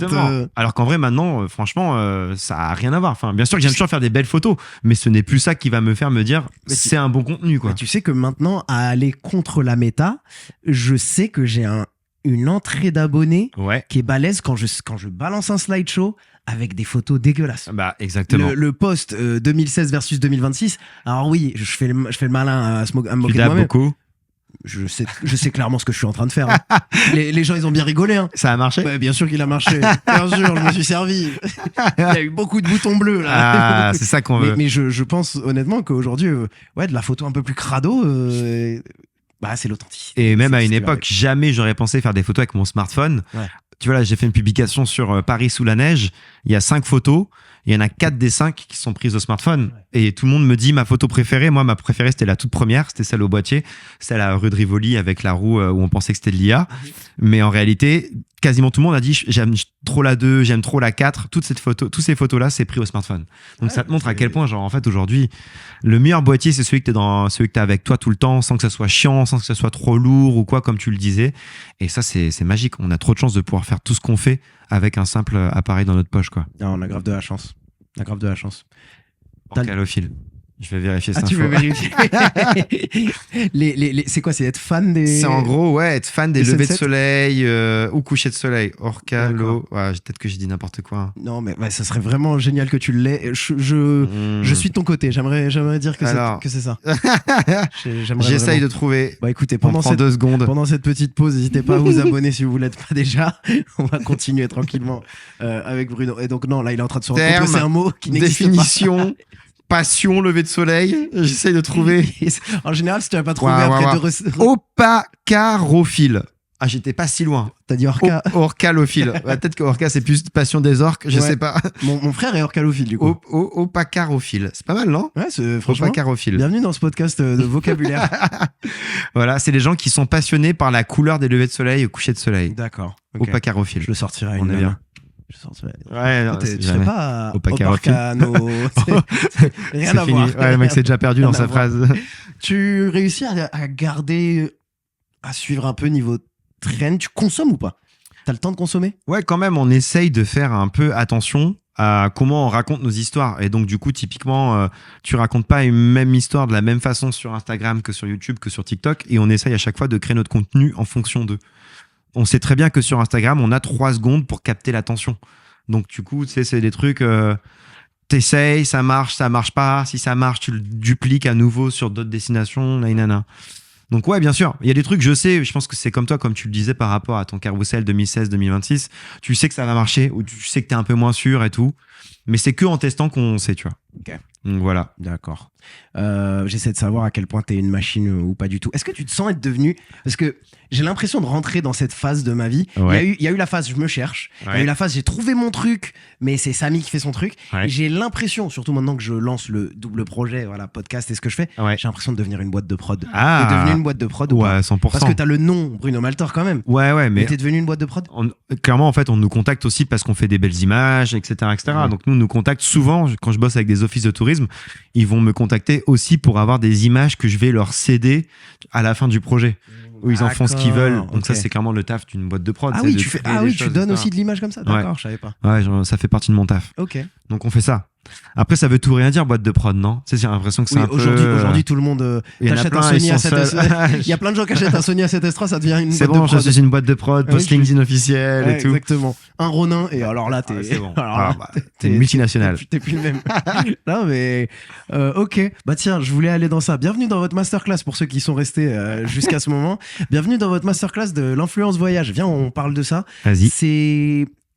Est-ce qu'on peut faire le camembert de tes revenus? Ça, 100%. Tu parles d'office de tourisme. Ouais. Alors. J'en avais entendu parler beaucoup Ouais. pendant du pic Instagram 2016, par exemple. Ouais. J'en entends moins parler. Ouais. Donc, toi, dans ton camembert de revenus, Comment je gagne ma life? ça vient d'où? Alors, beaucoup la drogue, comme on disait au Ouais, début. c'est génial. Chaîne ban sur Twitch. 80. Moins interdit. 80%. C'est ça. 80%. Ouais, c'est 90. Je suis allé en écoute, on Colombie à l'époque. Écoute, on voyage. C'est ça, exactement. On va rencontrer les fournisseurs. Voilà. Non, mais alors, plus sérieusement, donc, mon business model, on va dire qu'il y a 4 piliers principaux. Un, ça va être les collaborations avec les marques et les offices de tourisme. Donc, Tu mets office de tourisme aussi dans le même sac que les marques. ouais, en gros, c'est les collabs. Parce que c'est la même chose, c'est des livrables à faire. Ouais, exactement. Ah non, C'est mon en Dieu. mode, on aime bien ta patte, on aime bien comment tu racontes des histoires, comment tu mets en avant les destinations, etc., etc. Viens faire la même chose, mais fais-le chez nous. Les offices de tourisme, pendant longtemps, ça a été une grosse partie de mes revenus, mais aujourd'hui, c'est moins le cas. Parce Ok. qu'en fait, les offices de tourisme, c'est de l'argent public, généralement. Et je sais pas si tu es au courant, mais globalement, Globalement. c'est la crise. Globalement. on est mort. C'est Il y pas a la plus France. d'argent. C'est pas la France à Macron, c'est le monde. Ah là, le monde. c'est ciao. D'accord. Et donc, en vrai, il y a quand même de moins en moins de moyens pour les offices de tourisme. Mhm.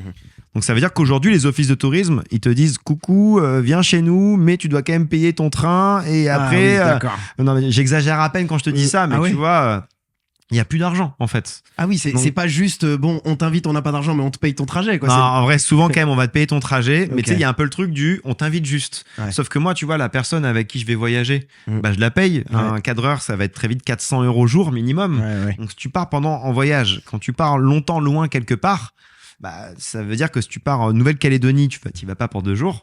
Moi, j'essaie de rester longtemps quand je pars loin quelque part. Bah, ça va très vite très cher. Donc, en gros, il y a de moins en moins d'offices de tourisme qui ont de l'argent. Mhm. Et par définition, bah, moi, je peux pas accepter les collabs où il n'y a pas de rémunération. Ouais. Et du coup, les marques, elles sont quand même un peu plus matures et stables au niveau des collabs.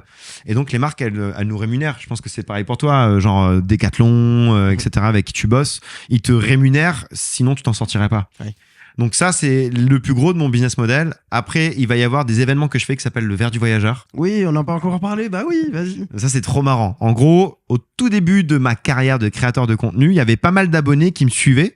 Et moi, j'habitais à Prague et ils me disaient, bah, viens, on boit un verre quand tu repasses Ouais. à Paris ou quoi. Alors moi, je passais rarement à Paris. Mhm. Et surtout, j'étais en mode, bah, j'ai quand même envie de voir mes potes et tout. Donc, je peux pas voir tous mes abonnés un par un. Même Oui, si j'avais oui. pas 2 millions d'abonnés, ça aurait été un peu Oui, mais compliqué, réunir- tu vois. Voilà, on essaie de réunir. On Et va là, je me suis centraliser. dit effectivement, coup de génie, on va boire des verres entre quelques voyageurs. Je crée un événement qui s'appelle le verre du voyageur. Branding de malade. Bac plus 5, il Voilà. fallait ça. Hein. Mais non, mais faut bien payer les études. Ah ouais, voilà, c'était rentable. Et donc, du coup, je crée un événement sur Facebook Juste à l'époque. dans le chat ou dans les commentaires, si vous nous écoutez en rediffusion, dites-nous si vous êtes déjà venu à un verre du voyageur. Moi, Ah bah, je franchement. veux voir du monde. Il y a eu 50 éditions à Paris, fois 1000 personnes. Rien Eh bah, qu'à Paris, Eh ben, t'imagines? d'accord. C'est Et énormissime. J'ai fait l'école, ça fait 50 000. Oh, bien Allez, joué. La classe. Ok, donc Pas qu'un physique, hein, vous noterez. cet homme n'est pas qu'une moustache. Exactement. Non, mais donc, du coup, c'est vrai que je crée cet événement sur Facebook et en l'espace de 24 heures, genre 500 personnes le rejoignent. Moi, je pensais qu'on allait être 10 autour d'une table. Hein. Là, je me dis, waouh, incroyable. 2, je suis dans la merde. Parce que j'arrive à Paris, j'ai aucun lieu pour accueillir 500 personnes. T'avais pas prévenu le bar, Bah, t'avais non, pas... mais j'ai pas de bar tout court en fait. Moi je pensais qu'on serait 10. Donc tu vois, je suis en mode ouah, c'est trop la merde. Ouais. Mais donc du coup, je fais le tour de Paris. Je demande à des bars, je leur dis s'il vous plaît, est-ce que genre on peut privatiser? Vous inquiétez pas, on va être 500. Déjà on me croit pas.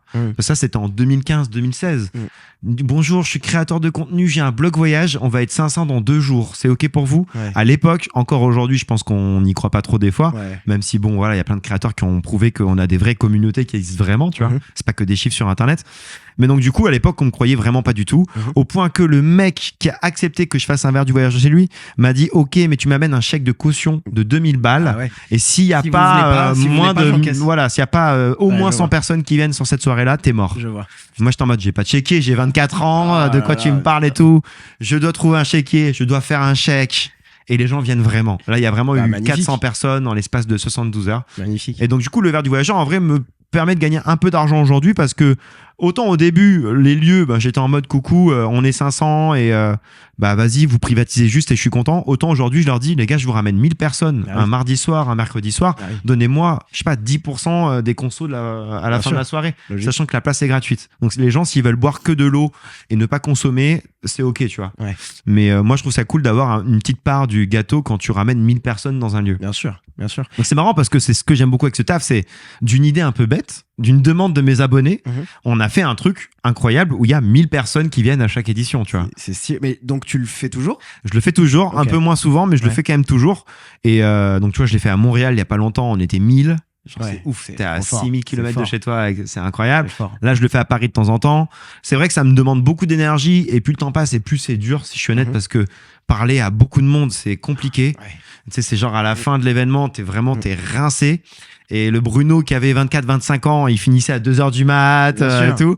Là, maintenant, à 22h, je suis en mode, waouh, je suis éclaté. Tu commences à dire aux gens, les enfants, je vous laisse les clés. Je vais y aller. Amusez-vous bien. C'est ça. Ah, mais je comprends. Et franchement, au sujet de ça, on va pouvoir finir tout le sujet.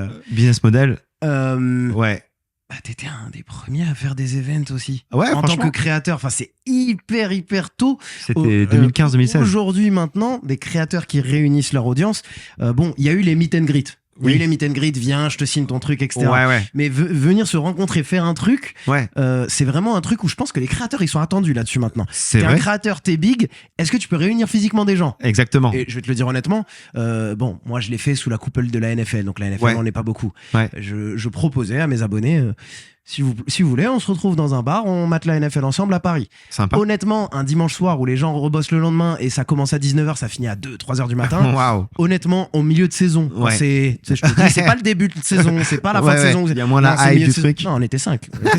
Ça, je le dis, je suis honnête. Mais 5, ça reste fou. Mais 5, c'est génial. C'est même pas une vanne quand je dis ça. Ça reste fou, comme tu l'as dit très bien. Genre, t'es en milieu de saison, on est dans un bar, il n'y a pas de gros enjeux, etc.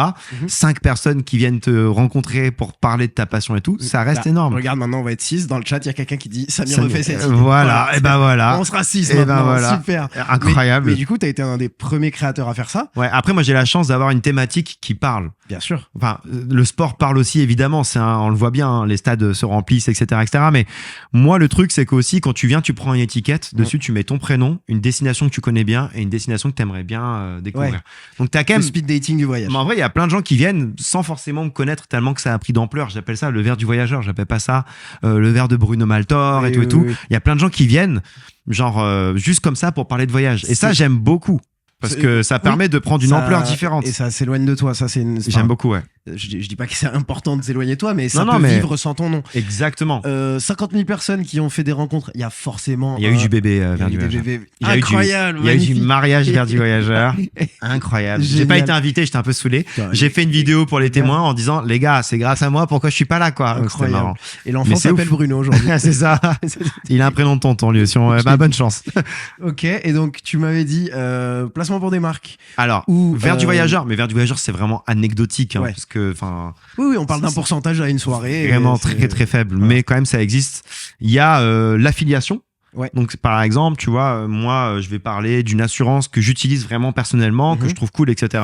Et ben si tu passes par mon lien, t'as une réduction, donc c'est trop bien. Et en plus, moi je vais gagner un petit pourcentage de ton assurance. Je sais pas si tu fais ça, mais en vrai. Non, j'en avais fait vite fait un moment, mais je pousse tellement peu de produits aujourd'hui que j'ai plus trop. Tu vas pas non plus gagner 10 000 euros par mois avec ça, mais ce qui est bien, c'est que c'est un revenu qu'on appelle passif. Ça veut dire qu'à une époque, franchement, j'étais référencé numéro 1 sur Que faire à New York et je parlais du City Pass. Donc le City Pass, quand tu vas à New York, c'est un carnet qui te permet de visiter l'Empire State Building, le Rockefeller Center, le Statue de la Liberté. Tu fais pas la queue à chaque fois, donc c'est trop bien. Et ça coûte peut-être 130 balles, n'importe quoi, mais je gagnais 5% de ça. Et donc toi, t'étais le premier sur le mot-clé Que faire à New York. Donc les gens qui tapent Que faire à New York, normalement, ils savent qu'ils vont à New York. Parmi les francophones qui vont là-bas et qui vont faire la recherche, franchement, ils vont chez toi, quoi. Je dormais des fois, je me réveillais le matin, hop, j'ai gagné 10 balles parce qu'il y a eu 2 ventes. Et en vrai, ça c'était magique. J'étais en mode, voilà, là, je suis en train de faire un hack de la vie parce que je gagne de l'argent en dormant. Il y a beaucoup de taf pour arriver à ça, mais tu vois ce que je veux dire. Bien sûr. Donc ça, c'est de l'argent passif. Et enfin, après, il y a les produits un peu dérivés.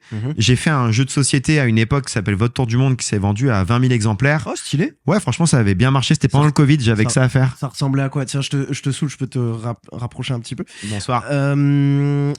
Le jeu de société, il ressemblait à quoi? En gros, il y a eu le Covid. Et je sais pas si t'es au courant, mais pendant le Covid, on pouvait pas trop voyager. Et moi, je suis blogueur voyage, donc c'était un peu compliqué. Voilà, je sais pas si ça vous parle tout le monde, ce virus qu'il y avait eu et tout. Mais donc je m'embêtais un peu. Je me suis dit putain, j'aime trop faire des jeux avec mes potes. Je suis très joueur. Donc vas-y, je vais créer un jeu de société basé sur le voyage, mais pas que sur la culture G.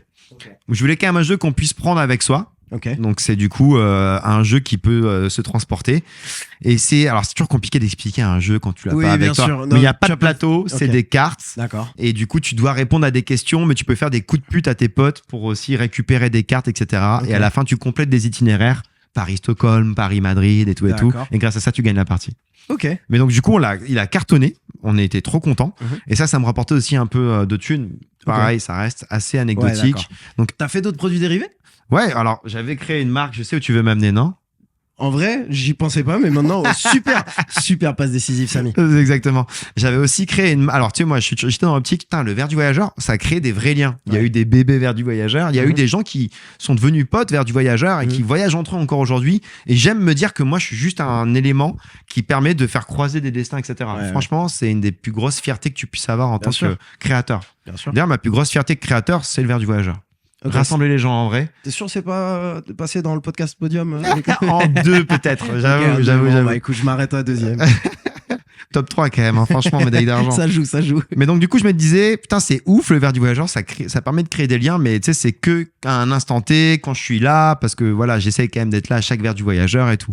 Je me suis dit, ça vaudrait pas le coup de créer une marque qui s'appellerait Périple, c'est un nom que j'avais trouvé. Qui permettrait aux gens partout autour du monde qui ont des valeurs communes, que j'essaye de prôner assez souvent, de se reconnaître en voyage et de se rencontrer et pourquoi pas de prendre un café ensemble ou même de voyager ensemble, tu vois. Donc fort de ce constat, j'ai créé une marque qui s'appelait Périple. Ça a été une galère sans nom. Ah mais... Bonjour, spoil alert. Bonjour, bienvenue dans cette masterclass de textile. Ah, waouh. Bah après, moi, j'avais voulu bien faire les choses. Hein. J'étais allé au Portugal pour visiter les ateliers parce que je voulais pas faire un truc dégueu, tu sais, genre made in Ouïghour. Voilà, on connaît ces histoires. Non, je voulais un truc, moi, qui me corresponde. Et moi, j'essaie de faire attention à ma façon de consommer depuis longtemps déjà. Donc, je me disais, hors de question que je vende de la merde aux gens. Mais donc, du coup, tu dois aller voir les ateliers. Attends, Je te mets le framing de la question, comme ça, on l'a clairement. Pourquoi c'est galère de créer une marque de fringues? C'est galère parce que tu as tellement d'intermédiaires, tellement de gens en qui tu penses avoir confiance qui vont faire de la merde. Et typiquement, les ateliers avec qui je bossais au Portugal, ils étaient toujours en retard. À un stade où en fait, bonjour, on va te livrer des bobs. Des bobs, c'est plutôt pour l'été en général, en février. Donc ça veut dire que tu reçois les bobs en février, tu peux faire ton shooting en mars-avril, tu peux mettre ça en ligne en juin, etc. Parfait. Je les ai reçus en octobre, les bobs. 9 mois après. Logique. Qui veut un bob en novembre? Il n'y a personne que je connais qui ont fait du textile, qui n'ont pas eu cette histoire de en fait j'ai reçu mon truc 4 mois après. En fait, mais c'est même pas 4 mois, moi c'était des 6 mois, des 8 mois et tu peux rien faire parce qu'en fait t'es une merde à leurs yeux parce que t'es pas, tu vas pas prendre, tu vois, 800 000 bobs, etc. Donc eux ils sont en mode mais t'inquiète, hein, t'iras après les vraies commandes des gens qui nous intéressent. Donc en fait tu peux pas trop croire les gens. En plus, tu vois, typiquement la toute première fois que j'avais reçu les produits, j'ouvre le sac et là je vois qu'il y avait un logo qui allait pas du tout. Et là je me dis attends mais c'est pas le logo, enfin il est dégueulasse, tu vois, il est mal fait. Et là en fait t'es obligé de prendre des intérimaires pour regarder les 500 t-shirts que t'as commandés un par un. Et tu vois, en fait, c'est que des galères comme ça. Et donc, du coup, j'en suis revenu, effectivement. J'ai arrêté 2 ans après. J'aimais le projet et franchement, il y a plein de gens qui se sont rencontrés grâce à ça. Mais c'était trop de galères et je le conseille pas parce que la magie d'Internet, c'est aussi de pouvoir sortir des projets et hop, une fois que c'est en ligne, t'as pas trop de galères en réalité. Et c'est ça, tu vois, tu te rends compte de la chance que t'as, effectivement, quand tu te rends compte des galères que t'as, genre, en ayant une marque de textile, par exemple. Il y en a très peu, en vrai, qui continuent à faire du textile dans les créateurs. Il y a eu une vague de YouTube de tout le monde faisait son t-shirt, tout le monde faisait son truc. C'était des t-shirts de basse qualité. C'était juste pour représenter, je fais partie d'une communauté. C'était sûrement fait en Asie, c'était sûrement fait en Asie dans des mauvaises conditions. J'aime pas trop le narratif de c'est fait en Asie, c'est forcément nul. Ah non. Il y a même une majorité de quand c'est fait en Asie, c'est bien fait. 100% d'accord. C'est pour ça, moi, j'ai parlé de J'aime pas- Ouïghours spécifiquement et pas d'Asie, tu vois. Exactement. Le Made in China n'est pas forcément dégueu. Patagonia, une marque assez référente, a ses usines en Chine et ils font ça hyper bien, hyper clean, etc. Ça reste du Made in China, Ouais. mais il y a quand même du respect des conditions de travail. Il y a quand même de la qualité. Il y a quand même, tu vois, des matières plutôt qualitatives, etc. Donc effectivement, il faut faire attention à ça. Mais ouais, donc il y a une vague de créateurs qui ont fait leur truc, Ouais. mais jamais parmi tous les gros créateurs qui ont fait et qui ont arrêté. Ils n'étaient pas passionnés, ils adoraient pas le truc. Et surtout, c'est beaucoup, Et c'est beaucoup de galères. Beaucoup de galères et Mm. beaucoup de taf. Et en fait, nous, on a déjà un taf de créer du contenu, de créer plein de choses, de faire Et des on est- événements vers et du on- voyageur. Je fais des conférences aussi parfois. Et on est Ça aussi, peut-être ça rapporte un peu moins- d'argent. On est peut-être moins passionné par les sapes. Ouais, aussi, parce qu'en fait, c'est tellement de galères versus ce que ça te rapporte que t'es en mode, mais ça vaut pas le coup de continuer. Donc, fort de ce constat, j'ai arrêté à peu près 2 ans après avoir lancé la marque. Très heureux d'avoir arrêté, si je suis honnête. Mais c'était quand même un projet cool. Et moi, je suis quand même toujours en mode, j'aime me dire que dans 50 ans, j'aurais tenté, enfin, si je suis encore là, mais j'aurais tenté tous les projets qui me faisaient rêver. Ouais. J'aime me dire, j'ai pas de regrets. T'as encore des casquettes périple ou pas? J'ai encore des casquettes périple. J'ai ramené un bonnet périple. Tu m'avais demandé Oh, de ramener bah des objets. Allez, Alors là, attendez. c'est la séquence. Excusez-moi. C'est la séquence. Je demande à tous mes guests de ramener des objets qui racontent des histoires. Et donc là, on a le bonnet périple officiel. Deuxième pause dans le podcast avec Bruno. Je vous demande pas beaucoup de temps. Si vous êtes là, c'est que clairement vous kiffez ce qu'on fait avec Podium. J'ai ouvert mon calendrier de guests. Je cherche des invités. Envoyez-moi des messages sur Instagram. Dites-moi qui vous aimeriez avoir en discussion ici. Vous imaginez bien. Podium, c'est des discussions, c'est pas des interviews, donc on est différent d'autres médias. Dites-moi avec qui vous aimeriez qu'on discute, franchement, comme ce que je sais faire en fait ici. Donc voilà, moi j'ai besoin d'inspiration, j'ai mes idées, mais je suis chaud d'écouter les vôtres. Je vous laisse avec Bruno, et puis salut, passez une bonne journée. Mais donc attends, t'as encore des stocks T'as encore des... Ah d'accord, c'est ça. Encore un tout petit peu de stock C'est pour les très- souvenirs. C'est très choisi. Mais donc, du coup, c'était un bonnet Made in France, hein, par exemple, Ok. ça. Ah oui, Made in France, Messieurs, d'accord. dames, regardez ça. Attendez, Tiens, on est juste là. Donc là, il y a le petit logo, tout ça. Et ce logo, il permettait aux gens, en voyage, Oui, de se reconnaître. de se reconnaître, de se Uh-huh. rencontrer. Il y a vraiment des gens qui... Et encore aujourd'hui, je reçois des DM de gens qui me disent, bah, grâce à toi, j'ai rencontré quelqu'un au fin fond de l'Ouzbékistan et tout. On a fait un bout de chemin ensemble. C'était vraiment le projet de la marque et ça, c'était trop cool. Et donc, ça, c'était un bonnet Made in France. Mais pareil, il y avait eu plein de galères. Il te revient à combien le bonnet Made in France pour le vendre à combien? Ah, c'était vraiment cher. Hein. C'était entre 10 et 15 euros de mémoire pour Ouais. ça. Ouais. Pour ceci. Ouais. Et je le vendais à 39, tu vois. Mais C'est donc, chaud. t'avais tous les transports, t'avais toute Et la prod. tu respectes le consommateur final, tu comprends qu'abonner à 40 balles, bah c'est dur. C'est dur, Mm. c'est dur, Ouais. effectivement. Alors qu'en vrai, franchement, c'était même, c'était très limite pour être rentable, quoi. Oui, et je respecte aussi de ton côté. Ah ouais, c'est. tu payais tout ce que tu avais à payer et t'essayais de. Exactement. Donc c'était très très compliqué. Et d'ailleurs, il y a plein de marques malheureusement, responsables qui ferment toutes leurs portes les unes après les autres. Et c'est parce qu'en fait, c'est juste trop compliqué. Et c'est pour ça que Shein, ça marche aussi et tout. Ouais, c'est que les gens regardent le porte-monnaie en premier lieu, notamment à notre époque, tu vois. Ouais. Mais bon, c'était un beau projet. J'ai kiffé le faire. Et j'aime me dire que je l'ai tenté. Bien et sûr. pas me dire dans 50 ans, ah, j'aurais dû, nanana, tu vois, le mec Ouais. un peu aigri. Donc c'est important dans la vie d'essayer de suivre un peu ses intuitions et tout. Et des fois ça marche, des fois ça marche pas, des fois c'est galère. Mais je suis quand même content de l'avoir fait. Non, bien, franchement, bravo. Moi, tu vois, ça m'a tout de suite repoussé Ah l'idée ouais. de faire de la fringue. Ah ouais. Quand je voyais tous les youtubeurs le faire, etc., je me suis dit, oh Une non, galère. quelle galère ça doit être. Quelle a été ta plus grosse galère à toi alors? Ouh, ça c'est une bonne question. Ça. Quelle a Attends, été- c'est chacun en donne une. Ouais, bien sûr. Quelle a été ma plus grosse galère dans le contenu? Je pense que j'étais plus en galère quand je savais pas exactement ce que je faisais. Donc communiquer avec des marques ou communiquer avec n'importe qui avec qui je voulais faire un projet, Ouais. et ben ils venaient me voir. Ouais, Samy, on aime bien ce que tu fais. Tu voudrais faire quoi? Est-ce que tu peux juste l'expliquer?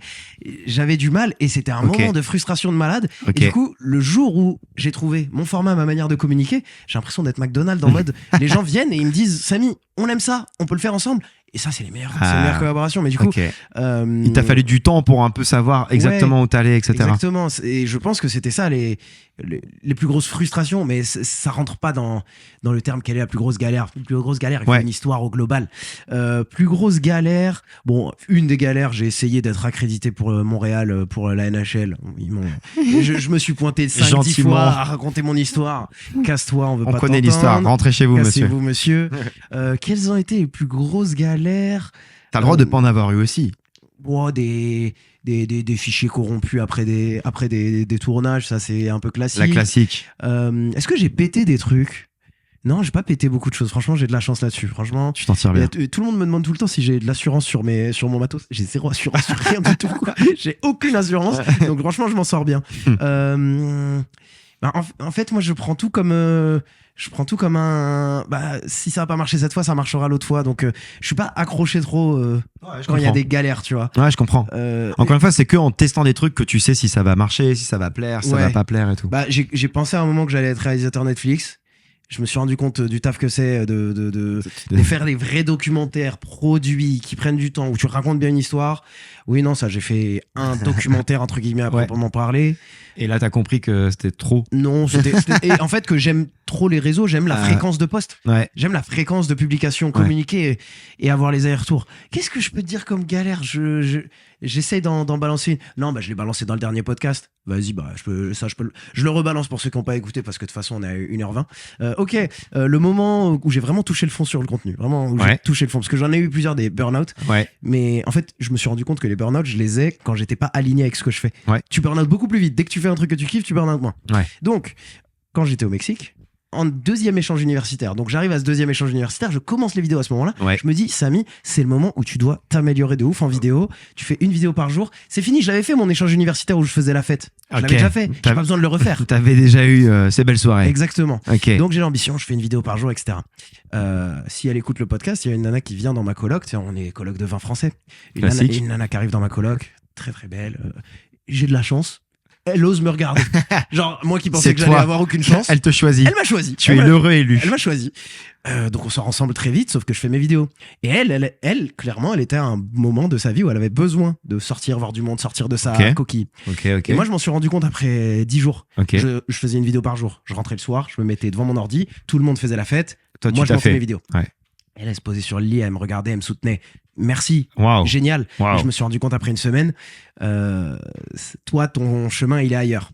Rupture, soft rupture, mais rupture qu'elle a très mal vécue. Elle m'a effacé de sa mémoire. Vraiment, on se croisait dans l'appart. Elle réussissait à ne pas tourner le regard. Bref, c'était beaucoup de contexte. Tout ça pour dire, je fais 3 mois de vidéo, 4 mois de vidéo. Après 4 mois, je fais toujours pas de vues. C'était nul à ce moment-là. Donc, tu postes, tu fais 300 vues. C'est normal au début. Et c'est déjà incroyable, 300 vues au début. C'est clair. Mais t'es nul. Et je sens la rupture sociale entre moi et mes colocs. Ils ont des délires. Je ne vais pas en soirée avec eux. Je sens la rupture. Et il y a un soir où, alors là, il y a eu le tour. Je suis sur le canapé. Il est 3h du matin. Je finis de monter une vidéo. Je sais qu'elle va être nulle. Je regarde mon équipe de foot américain qui joue. On faisait une bonne saison. Qui se fait tabasse. Mon joueur préféré se fait les ligaments croisés. Ça veut dire que c'est sûr que c'est foutu. Et je te jure que le match se finit. Je finis ma vidéo. J'entends la porte ouvrir. Je l'entends rentrer avec un autre mec. Et moi, pendant tout ce temps, moi, cette fille, je l'aimais bien quand même. Bah oui. Genre, il y a eu rupture, mais j'avais beaucoup d'amour pour elle. Mais juste, je savais que sa place n'était pas à côté de moi. Ça fait quand même mal au moral. Ça fait très beau chevalier et tout, mais la rupture, je l'ai fait pour elle. Et franchement, ça lui a marché. C'est pas moi. Et c'était bien pour elle. Enfin, genre, elle s'est éclatée après. Mais à ce moment-là, quand t'entends les pas et que ça rentre... Oh là là. Et donc là, je me regarde dans le miroir, je me dis, bon. Je suis qu'une merde. Non, je me dis, et franchement, j'avais déjà ce point de vue. Si je survis à ce soir, qu'est-ce qui peut m'arrêter? Et donc voilà, c'est ça. J'aime bien, c'est une belle histoire. Voilà. Attends, mais t'as fait combien de burn-out alors? J'en ai fait beaucoup quand je m'étais pas trouvé. Ok. Samy qui fait des news de NBA, NFL. Ouais. Il y avait burn-out tous les 6 mois. Il y avait la vidéo, j'arrête YouTube, je reprends YouTube, j'arrête YouTube tous les 6 mois. Le fameux, ouais. D'ailleurs, l'algorithme YouTube est très fort. Si vous faites une vidéo, j'arrite YouTube, il va le remontrer. Il vous donne un boost. Non, pas forcément sur cette vidéo-là, mais il vous donne un boost sur tout le reste de votre catalogue. Ah ouais, c'est un bon plan là. À chaque fois que je m'arrêtais, okay. YouTube, mais je te jure qu'il y a eu un mois où j'avais arrêté, j'ai pris 10 000 abonnés. Ah, c'est énorme. Il y a eu un sujet qui est remonté, le SEO, je sais pas quoi. Et énorme. donc, ouais, j'ai dû en faire 3-4. Mais par contre, aujourd'hui, je bosse plus que je n'ai jamais bossé. Et pour autant, je suis loin du burn-out. Ok. Je suis loin du burn-out, je m'éclate. Donc c'est parce que t'es plus aligné avec toi sur tes décisions, sur ce que tu couvres, etc. Ouais. Par contre, je me rends compte quand même de ce que c'est, comme tu l'as dit, d'être branché 7 jours sur 7. T'as quel âge ? 35 bientôt. 35, j'ai 30, bientôt 31. Je me rends compte par rapport à mes potes, quand je m'assois avec mes potes qui ont un job normal, alors j'adore ce que je fais, mais le fait d'être toujours connecté à ton taf, 7 jours sur 7 versus les gens qui ont un taf, qu'ils aiment ou qu'ils aiment pas, on s'en fout. mais la différence de notre mental, Ce qui est un ça- gros sacrifice à faire aussi. Tu vois, pour les gens qui sont bien sûr. pas créateurs, effectivement, encore une fois, nous, on bosse 7 sur 7. Toi, moi, beaucoup de gens autour de moi qui sont créateurs bossent 7 sur 7 et ont toujours ça dans leur tête, en fait. Ouais. Toujours un truc où il y a un pote qui te raconte une histoire, tu peux te dire, ça serait incroyable à raconter sur YouTube. Exactement. Alors qu'en vrai, genre, il te la raconte normal ton Ce que histoire. tu me racontes, ça ferait un super TikTok. Mais franchement, il y a des fois comme ça où effectivement c'est limite un peu frustrant parce que ta tête ne s'arrête jamais. Est-ce que c'est parce que t'es créateur ou est-ce parce que t'es freelance à Parce que ton tu compte, kiffes. entrepreneur et que Oui, tu c'est aussi kiffes ton et tout? business, c'est Il y a aussi un ton peu business. de tout, quoi. Il y a un mix de tout. C'est aussi ton business. Mais en effet, moi, c'est le sujet de je me couche et j'y pense encore. Mais j'y Ouais. pense encore, je suis excité, tu vois, ça va, c'est pas une mauvaise chose. Ouais. Mais en effet, je vois mes potes ou des nanas que j'ai fréquentées qui se couchent et ah oui, toi, en fait, le taf, ça ne te traverse pas l'esprit. Et en ouais, fait. c'est Tu vois, incroyable. c'est fort. Donc, Ce je qui est respecte. très bien aussi. Et ce que je me disais aussi à l'inverse, Ouais. je me disais, encore à se taper sur le dos, mais je pensais à toi, je pensais à des gens que j'ai interviewés. Ouais. Putain, grâce à Internet, on a fait des trucs de malade quand même. Ah, on a Tu peux le dire. Mais bien sûr. Mais je compare aussi au turnover des gens dans leur boîte. En fait, une personne normale, en moyenne en France, il reste 2 ans et demi à un poste. Ouais, exact. Donc c'est normal que tu peux pas construire un truc gigantesque si tu restes 2 ans et demi à Ah, faire un c'est truc. clair. Bien Par sûr. rapport à nous, ça fait 10 ans qu'on fait des trucs. Bien sûr. Ça fait 10 ans non-stop. Mm. 10 ans non-stop. Donc je me disais aussi, ouais, en fait, parce qu'on reste autant dans le même truc. Ouais, et puis comme on a eu la chance d'être parmi les premiers aussi, enfin, toi, ça fait combien d'années exactement? Moi, 2016, la première vidéo. C'est aussi quand même vraiment old school, on va dire. Oui, oui. Tu vois, les plus anciens, ça va être Cyprien, etc. Eux, ils étaient là peut-être en 2010, 2011. Je sais pas exactement, mais c'était pas là en 2002, quoi. Ouais. Donc on fait partie des premiers. On a eu cette chance-là aussi, quand même, tu vois, je pense. Bien sûr. De pouvoir avoir moins de monde, etc. Mhm. Mais ça a jamais été aussi facile aussi que de percer aujourd'hui. Donc, Ouais, mais pas de maintenir, je pense. effectivement. C'est maintenir le plus dur. Ouais, c'est clair. C'est quoi tes conseils aux petits quand ils Ils croisent posent dans des la rue? questions Les petits, comment je fais Qui veulent se lancer et tout. dans le voyage en particulier? Bah, justement, je leur dis, c'est un marathon, les gars. Franchement, c'est la meilleure métaphore. Mhm. Comme tu l'as dit, genre, enfin, comme on se le dit, percer une fois, honnêtement, aujourd'hui, tout le monde peut arriver à le faire grâce à un petit hook, un petit truc, etc., etc. Mais l'idée, c'est pas de percer une fois si tu veux être créateur de contenu et en faire une activité viable. L'idée, c'est qu'on se rappelle de toi encore dans 6 mois, encore dans 1 an. Et pour ça, faut créer du contenu de façon régulière avec ta DA, ta ligne, tu vois, édito, etc., etc. Et faut se dire que c'est un marathon. Vraiment. Il y a que en se disant que c'est un marathon que tu arrives à comprendre que c'est un effort un peu quotidien que de créer du contenu et que tu arrives à tenir sur le long terme. Et il y en a pas beaucoup selon les thématiques. Tu vois, genre, encore une fois, dans le voyage, on n'est pas 10 000. Donc, un autre conseil que je peux donner, c'est, bon, peut-être que le voyage généraliste, moi, je l'ai shotgun, mais je dis n'importe quoi. Peut-être que le voyage en couple, il y a pas trop de monde. Peut-être que le voyage, je sais pas moi, de même retraité, il y a personne. Il y a peut-être Oh, des waouh. thématiques qui peuvent être belle, la niche, j'y avais pas pensé. mais en vrai, Mais de malade. en vrai, tu vois, tu fais des vidéos en tant que personne âgée, etc. Je suis sûr que ça peut cartonner parce que moi, je voyage pas pour les gens qui ont 60 ans et plus. Ils ont des besoins spécifiques, des trucs différents que les gens qui ont 25, 35, etc. Donc, je pense que c'est aussi de trouver peut-être idéalement un truc qui est pas trop bouché Ouais. pour devenir la référence de cette niche-là Ouais, en question. clairement, aujourd'hui, c'est dur de commencer dans une niche large et essayer de conquérir une niche large. C'est Alors, très compliqué. Je dis pas que c'est impossible. Bon, rien n'est impossible, Impossible. évidemment. Mais genre, moi, par exemple, ça fait 10 piges que je suis là. J'ai plus de 2 millions d'abonnés. Donc, c'est compliqué d'arriver à rattraper un mec qui a 10 ans de taf, qui a des gens avec qui il bosse, etc. Surtout quand tu commences seul, que tu as 2 ans de galère avant d'arriver à monter et tout. Bien sûr. Donc, ouais, idéalement, avoir une niche et se dire que c'est un marathon, pas un sprint. Donc, je préfère les mecs qui se disent, je fais du contenu un peu en amont, tu vois, je sais que je vais avoir 10 TikTok ou 10 Reels ou quoi, Ouais. et je prends de l'avance et tout, plutôt que les mecs qui bombardent 10 TikTok d'un coup. Moi, je suis Ouais. un peu plus de cette team en mode, prends le temps, vois ce qui marche et tout. Ouais. Bruno marathonien, c'est plus dur de faire un marathon ou de percer sur Internet? C'est plus dur de percer sur Internet. Ah, mais moi, je trouve, hein. Ouais. Non? Non, mais j'ai pas fait de marathon. T'as donc pas je fait peux de te dire. marathon? En fait, Je trouve que c'est trop attendu de tous les influenceurs de faire un marathon. Ah Est-ce oui. que je peux faire un message là-dessus? Je suis influenceur, il y a plein de marques, mais il y a trop de marques qui sont trop à l'aise dans les mails. ah ouais? On est sponsor de tel marathon. Est-ce que t'es déjà inscrit? Ah, C'est waouh. c'est même pas. Ah oui. C'est même pas. Est-ce que tu veux? Où es-tu une merde, finalement? Est-ce que t'es déjà inscrit ou pas? Donc c'est plus facile un marathon que de percer sur Internet. C'est plus facile un marathon que de percer sur Internet. Honnêtement, ouais. Mhm. Un marathon, en soi, c'est 3-4 mois de prépa et après, le marathon, c'est la résultante, entre guillemets, de tous ces efforts que tu as pu faire pendant 3 ou 4 mois. Mhm. C'est pas 3 ans, normalement, tu vois, je dirais. Moi, en tout cas, me concernant, ça a été ça à chaque fois. Internet, faut 2-3 ans de taf, je pense, pour avoir un truc. Donc déjà, c'est beaucoup plus long en réalité. Je pense que marathon, honnêtement, en 3-4 mois, tu peux le faire. Et même, il y a plein de gens qui ne se préparent pas vraiment. C'est très risqué de faire ça. Et c'est pas bon pour votre corps qui court le marathon. Ils finissent flingués, les genoux sont au sol. Ils font 7 heures et tout, mais ils le font. Internet, il faut des années pour s'en sortir. Et c'est sans fin aussi. C'est un peu ça le problème d'Internet aussi dans un sens, c'est que le marathon, tu as un objectif, un jour J.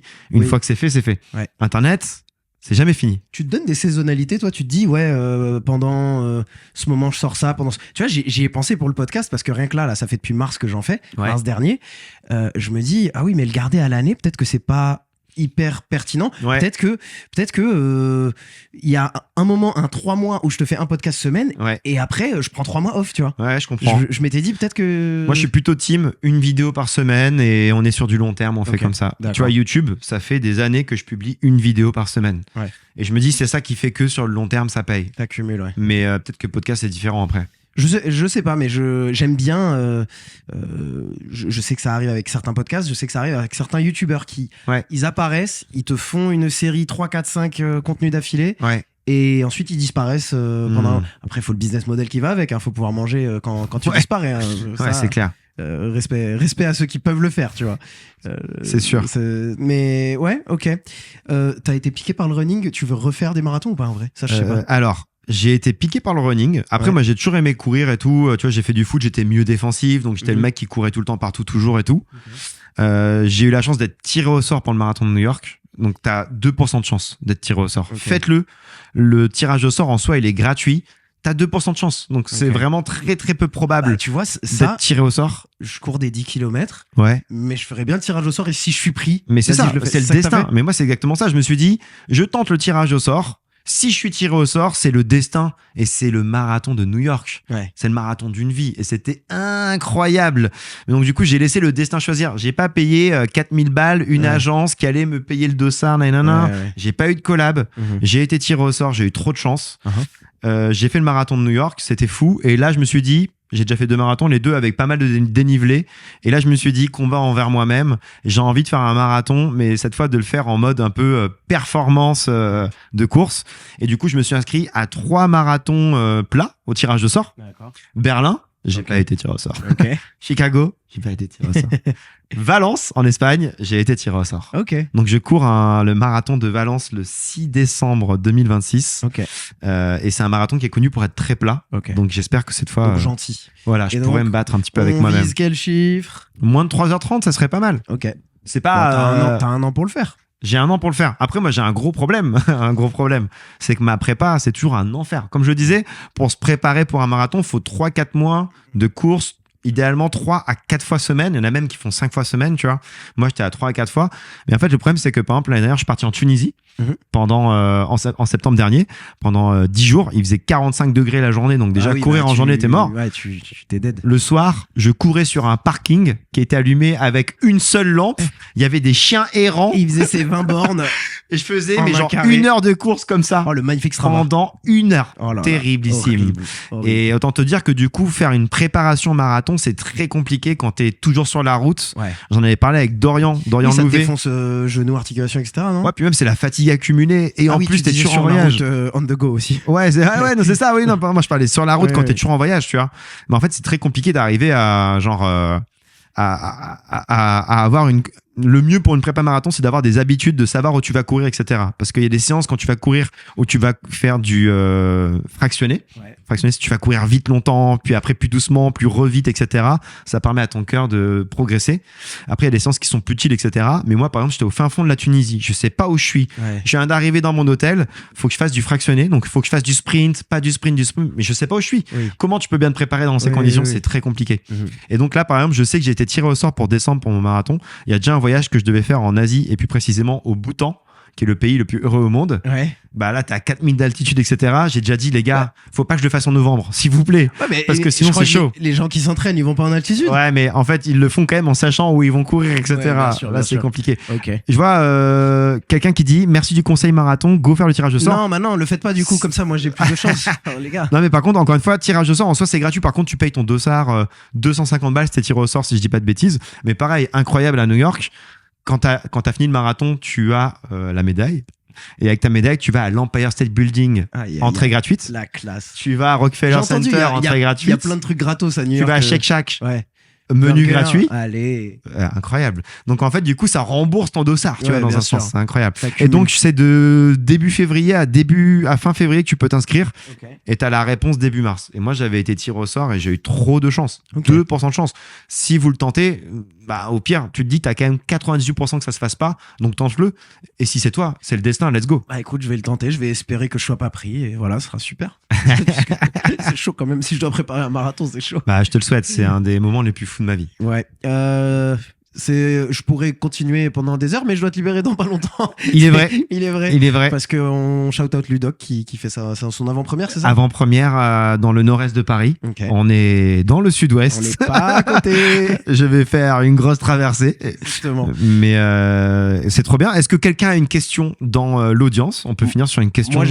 Moi, j'aimerais savoir, je devrais mettre qui dans cette chaise pour avoir une bonne discussion? C'est quoi c'est le moment passe-dé en fait. Le moment passe-dé, Lulu, le fameux Ludoc, il est quand même incroyable. Je sais pas si t'as fait Victor. Je crois pas l'avoir vu, Victor, si. Non, je l'ai pas.